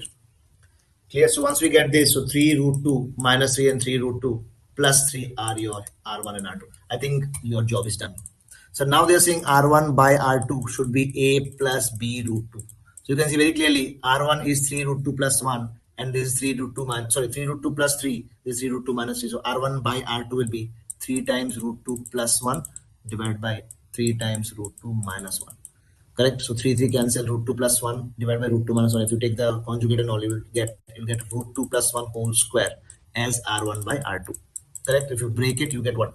Root 2 whole square, 1 plus 2 is 3 plus 2 root 2. So do you see, if you just compare with this, you get A as 3 and B as 2, I think. Yes. So they are looking for A plus B. So answer should be C, that is 5. Okay, guys, so let's go to the next question very quickly. Time is running out, I think. Yeah. So basically, they're saying value of tan of 2 tan inverse 3 by 5 plus sin inverse 5 by 13. So very simple, guys. I hope you know this. 2 tan inverse x can be used as tan inverse 2x by 1 minus x squared. You might be thinking, sir, why you're using it? So that beta outside I can see 10. Both if I get as tan inverse plus tan inverse, if both are tan inverse, very easily I can apply the formula tan of alpha plus beta. It will be tan alpha plus tan beta by 1 minus tan alpha tan beta. And tan alpha and tan beta will be very easily coming out. Why? Because tan of tan inverse x is always x, irrespective of the value, just in the domain. Correct? It means, sir, this particular tan can be written as twice tan inverse of 3 by 5, can be written as tan inverse of twice of x, that is 6 by 5, divided by 1 minus x square, that is 9 by 25. Are you getting this much? Plus sine inverse of perpendicular by hypotenuse. So you can see the right angle triangle very simply. If this is perpendicular 5, this is hypotenuse 13, base has to be 12. So in that case, same angle can be expressed as tan inverse of perpendicular by base, tan inverse of 5 by 12. So now this is behaving as alpha, this is behaving as beta. Finished question. So sir, tan of alpha plus beta will be what? Tan alpha. That is tan alpha will be how much? Okay, whatever it is. So directly I'm writing, guys. So tan alpha means tan of tan inverse of this value means 6 by 5 divided by 25 minus 9 will be 16 by 25. Correct? Plus how much? Again, tan of tan inverse. I mean, tan of beta to tan of tan inverse is 5 by 12. Easy. So let's calculate this beta. I think 6 by 5 into 25 in the numerator and 16 here. So 5 5s are 2 3s are 8s are how much? I think 15 by 8. Correct? So this is 15 by 8. So tan alpha beta is tan alpha plus tan beta by 1 minus 15 by 8 into 5 by 12. Clear? Can we cancel anything? Yes. 3 5s, I think 3 4s are. So this becomes 15 by 8. Okay, so finally we have 15 by 8 plus 5 by 12. So 12 and 8 LCM will be 24. Correct? 8 3s are 15 3s are 45 plus 12 2s are 5 2s are 10 divided by how much it is? 8 4s are 32, is it? 3 5s are 3 4s are 52. 25 by 32, this will be 32 minus 5 is 25 by 32. So I think we are getting this as 55 45 plus 10 is 55 by 24, guys, into 32 divided by 32 minus 25 is how much? 7, no? So I think 8 3s are 8 4s are, so I think 7 3s are 21 we are getting beta, and 55 times 4 should be 220. Is it or not? Yes. I think again D4 donkey is the correct answer. अरे बहुत ही बढ़िया, बहुत ही बढ़िया. Okay beta, so next question says what? It says, sir, if the sum of the first 21 terms of the series, so very simple, I think. Log of x, you can see something, you can see common here. So 9 power 1 by 2 1 by 3. Okay, so if we write this as log of x base 9 power half, correct? Log of x base 9 power 1 by 3 plus log of x base 9 power 1 by 4. If we keep on adding them, correct? They're saying writing the first sum of the first 21 terms of the series. Sum of the first 21 terms of the series beta. So for sum of the first 21 terms of the series will be what? So sir, the first term is having 1 by, this number is 2. For the second term it is 1 by 3. Third term 1 by 4, means whichever term 1 by 1 more than that. So 21st term will have what? Log of x by 9 to the power 1 by 22. So this is the scene. So sir, I think we can do something about it. Yes or no? Base is not looking same, but we can do something about it. How? This half, this powers, can we take them out? Yes. It will be 1 by, I hope you know, no? If we have powers on the base, what will happen? That will come out as 1 by. So 1 by 1 by 2 will be twice log x base 9 plus 3 times log of x base 9 and so on. So then you can see, so log of x square, correct, by 9 plus log of x cube by 9 and so on. So I think you get log of x square. So they're saying sum of all these terms is 504. Okay, it means this sum is 504. Correct. So log of x square into x cube beta into x power 4 all the way to x power 22, because it's the last term, base 9. So I think you can see very clearly. So this will happen to be how much? Okay, so log of x to the power how much? 2 plus 3 plus 4 up to 22. So I think that if it was 1, it would have been sum of natural numbers, now from 1 to 22. So let's use it using 1. and then subtract 1, correct? So using 1, it will be 22 into 23 by 2, correct? So 211, how much? I think 253 minus 1. That is 252. So this sum is coming out to be 252, guys. Guys, I hope you're getting now. When I'm adding from 2, 3, 4 up to 22, it is just like adding from 1 to 22 and then subtracting 1. So from 1 to 22 is what? N into n plus 1 by 2. We got 253, then we subtracted 1. So we got 252. So this 252 will come here. Log of x will remain, 9 will remain, and 504. So very easily this is a multiple of this. So I think you can see x will come out to be 9 square, sir. That is 81. Is it there? Yes, sir. I think A for apple is again the correct answer. Clear? Great. Next, they're saying if box of t denotes the greatest integer less than or equal to t. Okay. If the constant term in the expansion of this is alpha, then what is box alpha? Come on, guys, it's very simple. Constant term means tr plus 1 I will take out, correct? 7cr into 3x square to the power 7 minus r into minus of 1 by 2x power 5 to the power r. So I hope you know for constant term again what we do. First we take out all the coefficients first. 3 to the power 7 minus r we have taken out. Then minus of 1 by 2 I have taken out as power r. What is left is x to the power 7 to the 14 minus 2r minus 5r. Correct? Do you see that? Okay. So sir, this entire thing should become 0 so that I get a constant term because x should not be here. It means 14 minus 5r, 2r, 7r should be 0. It means I think r should be 2, sir. Do you agree? If r is 2, beta, very simple, 7c2 into 3 to the power 7 minus 2 is how much? I think 5 into 1 by 2 square is 4. 7c2 is 7 into 6 by 2. 3 power 5 is how much? 243 by 4. Do you agree, guys? Do you agree or not? 7, 6, yes, sir. So basically, so 2, 3 is how much is coming? 7, 3 is 21 beta into 243. Okay, divide by 4. It means whatever value you get, just take the greatest integer, just nearest integer. Okay, very simple now. You can calculate this very simple. What is the answer coming? Okay, you'll get your answer as 1275. Okay, please check. You can divide now. This part just divide by 4. That's it. Next question. What it says? It says A is 3i plus j minus k. C is this, sir, and B is a vector. This, okay. A is equal to B cross C, sir. Also mod B is given. Then what is 72 minus mod of B plus C whole square? So basically they're looking for 72 minus. So mod of B plus C whole square is always B square plus C square plus twice of B dot C beta. Always remember. Correct? Magnitude they're asking. Okay, fine. It means I have to find out B, sir. B means mod B. Is it there? It is there, sir. I have to find out C, sir. Is it there, C? C is also there. Magnitude C. So what do I have to find out? Just twice of B dot C. But B vector is not there. C vector is there. So directly B dot C we cannot find out. So the only thing left is twice of mod B into mod C into cos of the angle between them. Okay, so how will you find out cos of angle? Any other data given that you have not used? So this one data is given that you have not used. I think yes. So A is equal to B cross C. Can we say mod A will be equal to mod of B cross C? Obviously. If two vectors are equal, then magnitudes have to be equal. What is mod A, sir? From mod A from here, do you see? So root of how much? 3 square, that is 9 plus 1 plus 1, that is root 11. Mod of B cross C should be, sir, mod B into mod C into sine of the angle between B and C. It means from here, if I can find sine theta, sir, same angle in cos I will use here. And I'll get the answer. Correct? Very simple, right? So, sir, what is mod B, sir? B square is 50. So, mod B should be root 50. Now, I think root 50 will be 5 root 2. Do you agree? Root 50 is how much? Root 2 into 100 the square root 2 into 25. And 25 square root is 5. So, 5 root 2. Easy. Then mod C. What is mod C?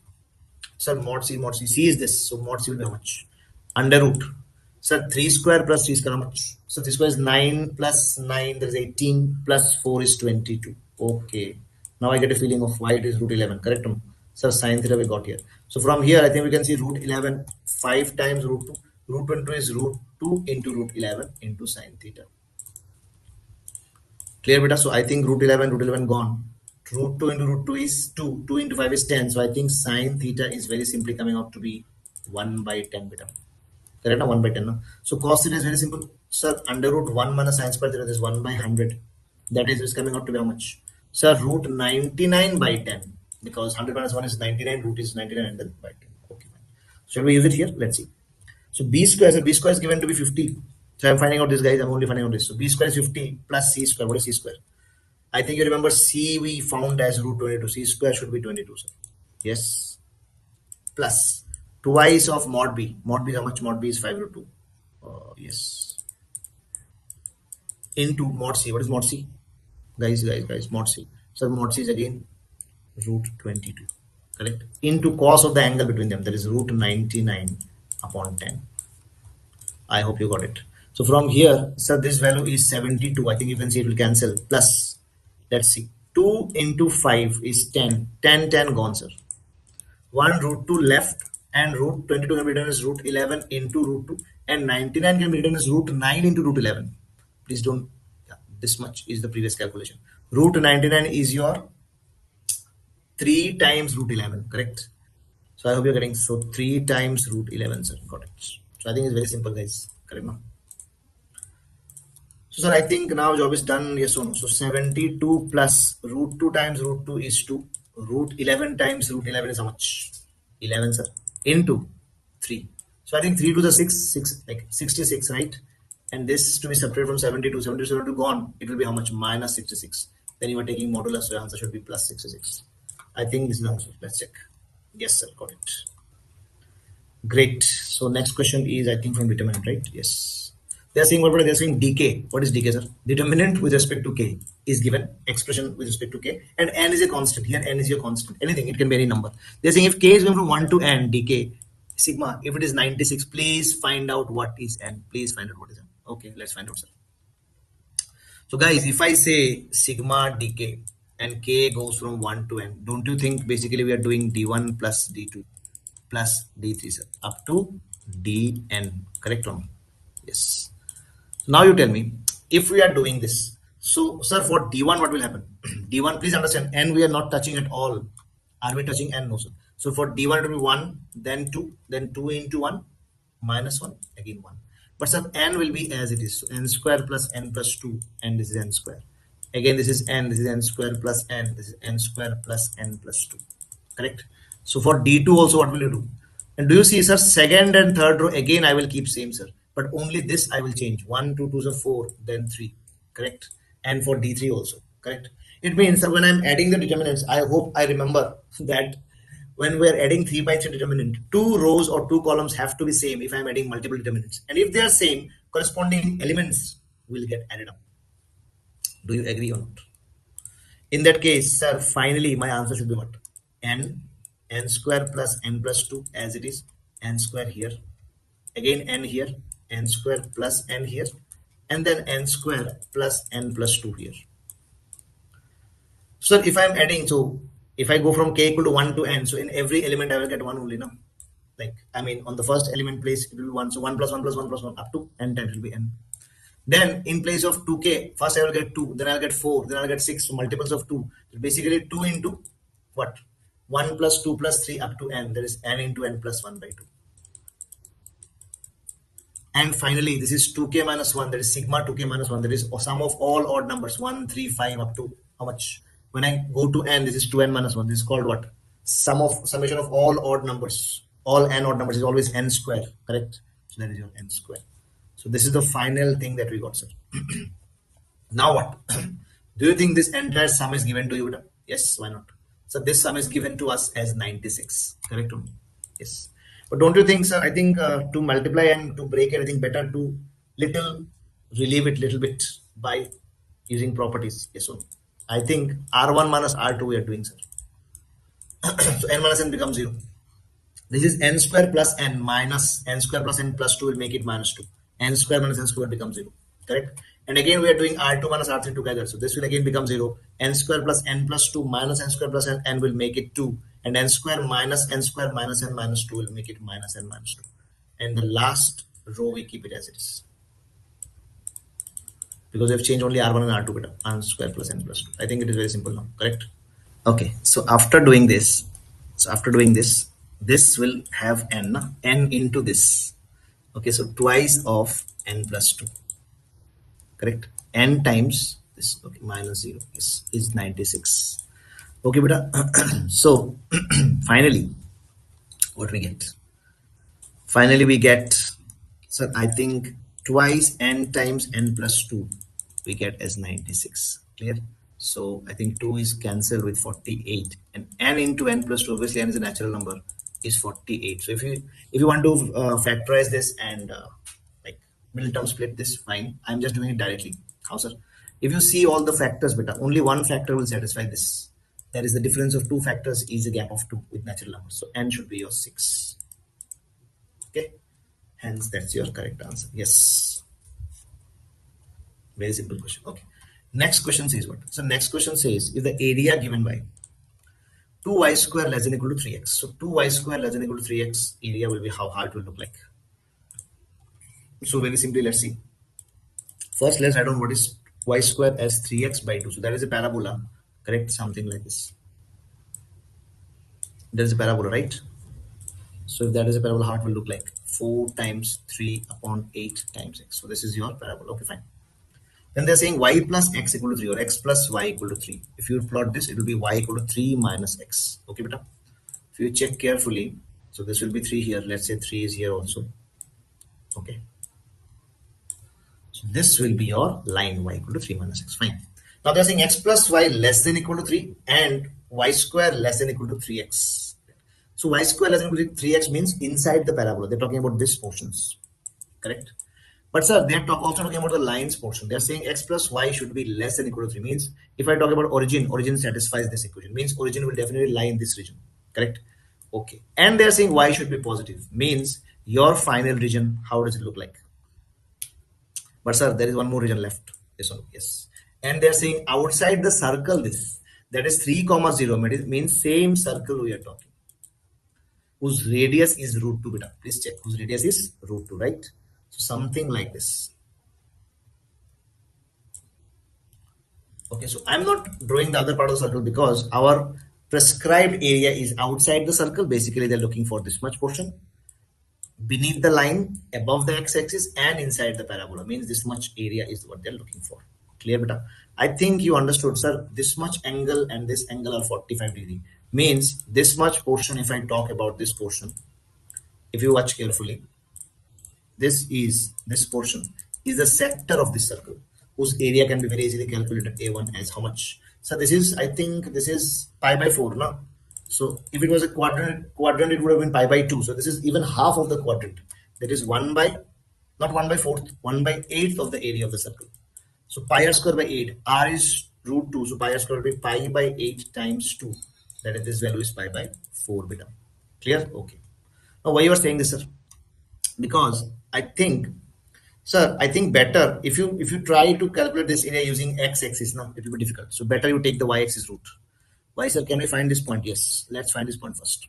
Then I will take the line, this line as y2. Are you getting? I mean, as function of y, correct? So basically, I'm saying line minus, I will use what? So line, so basically line minus parabola if I use. Are you getting?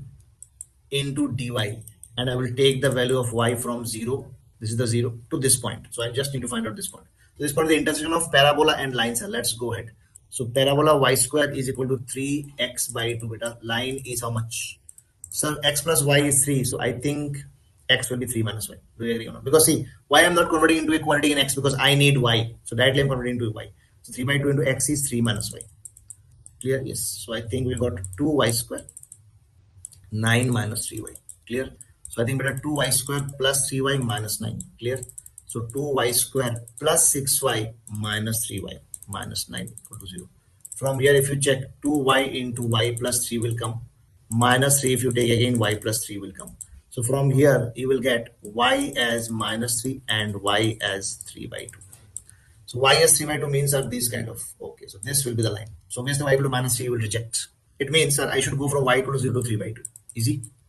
But sir, if you are taking this line and subtracting from the parabola, when you subtract this, because the area made by the parabola on the y-axis is this much.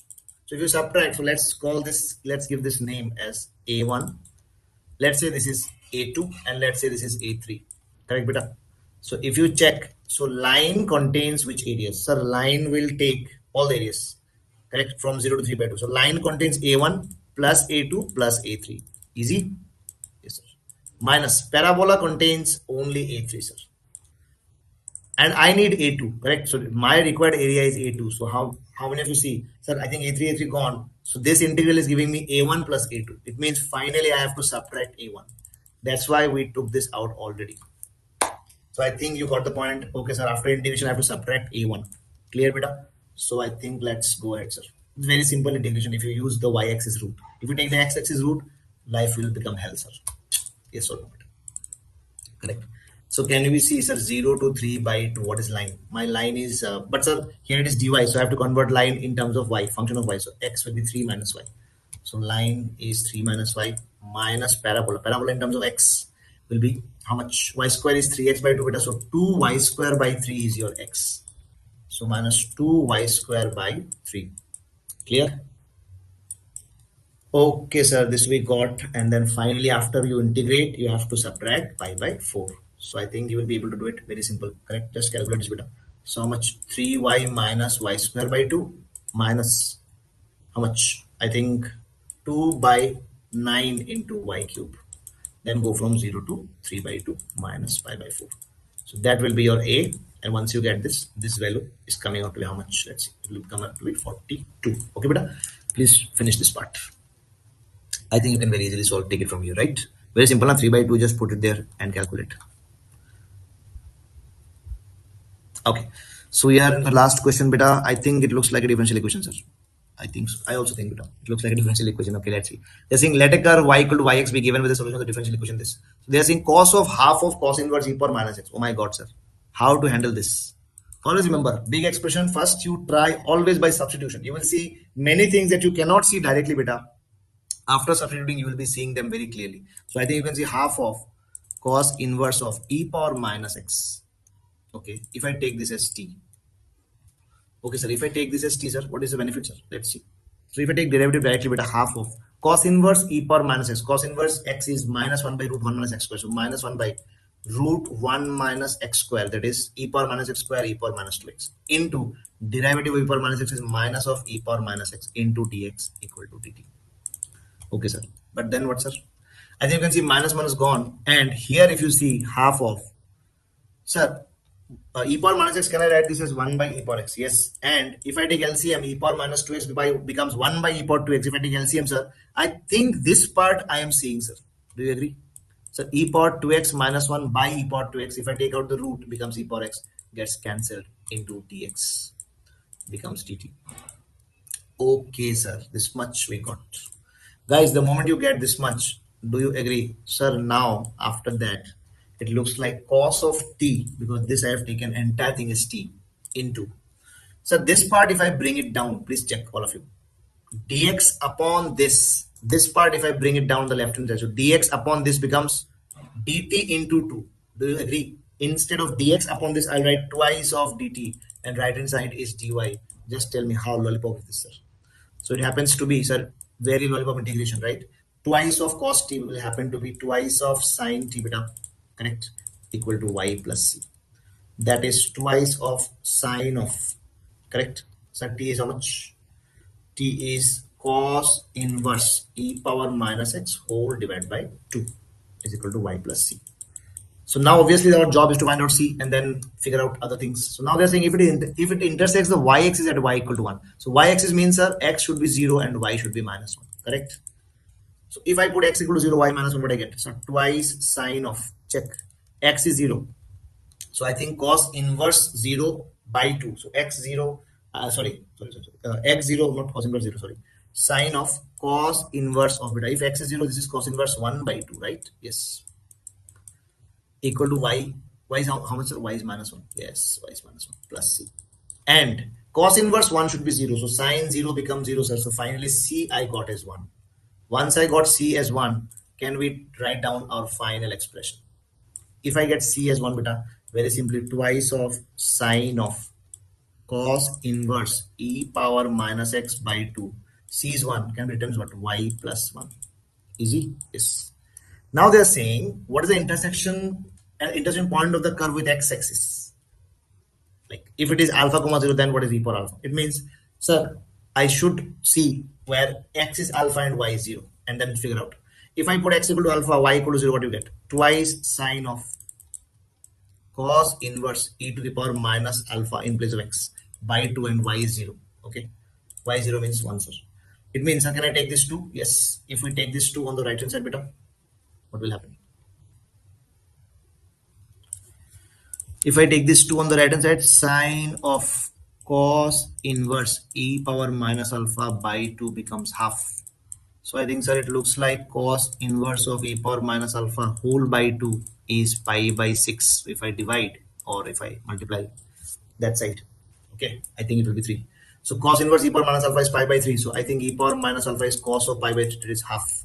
Correct? It means 1 by e power alpha is 1 by 2. So e power alpha should be 2, sir. Guys, I hope you enjoyed it. And let's check the answer. Yes, sir, it is matching. So I hope you enjoyed the session. I hope it was really beneficial for you, and I hope you will do all your best in the exams. Okay, so all the best for your upcoming JEE Mains exam, beta, and that's it from my side.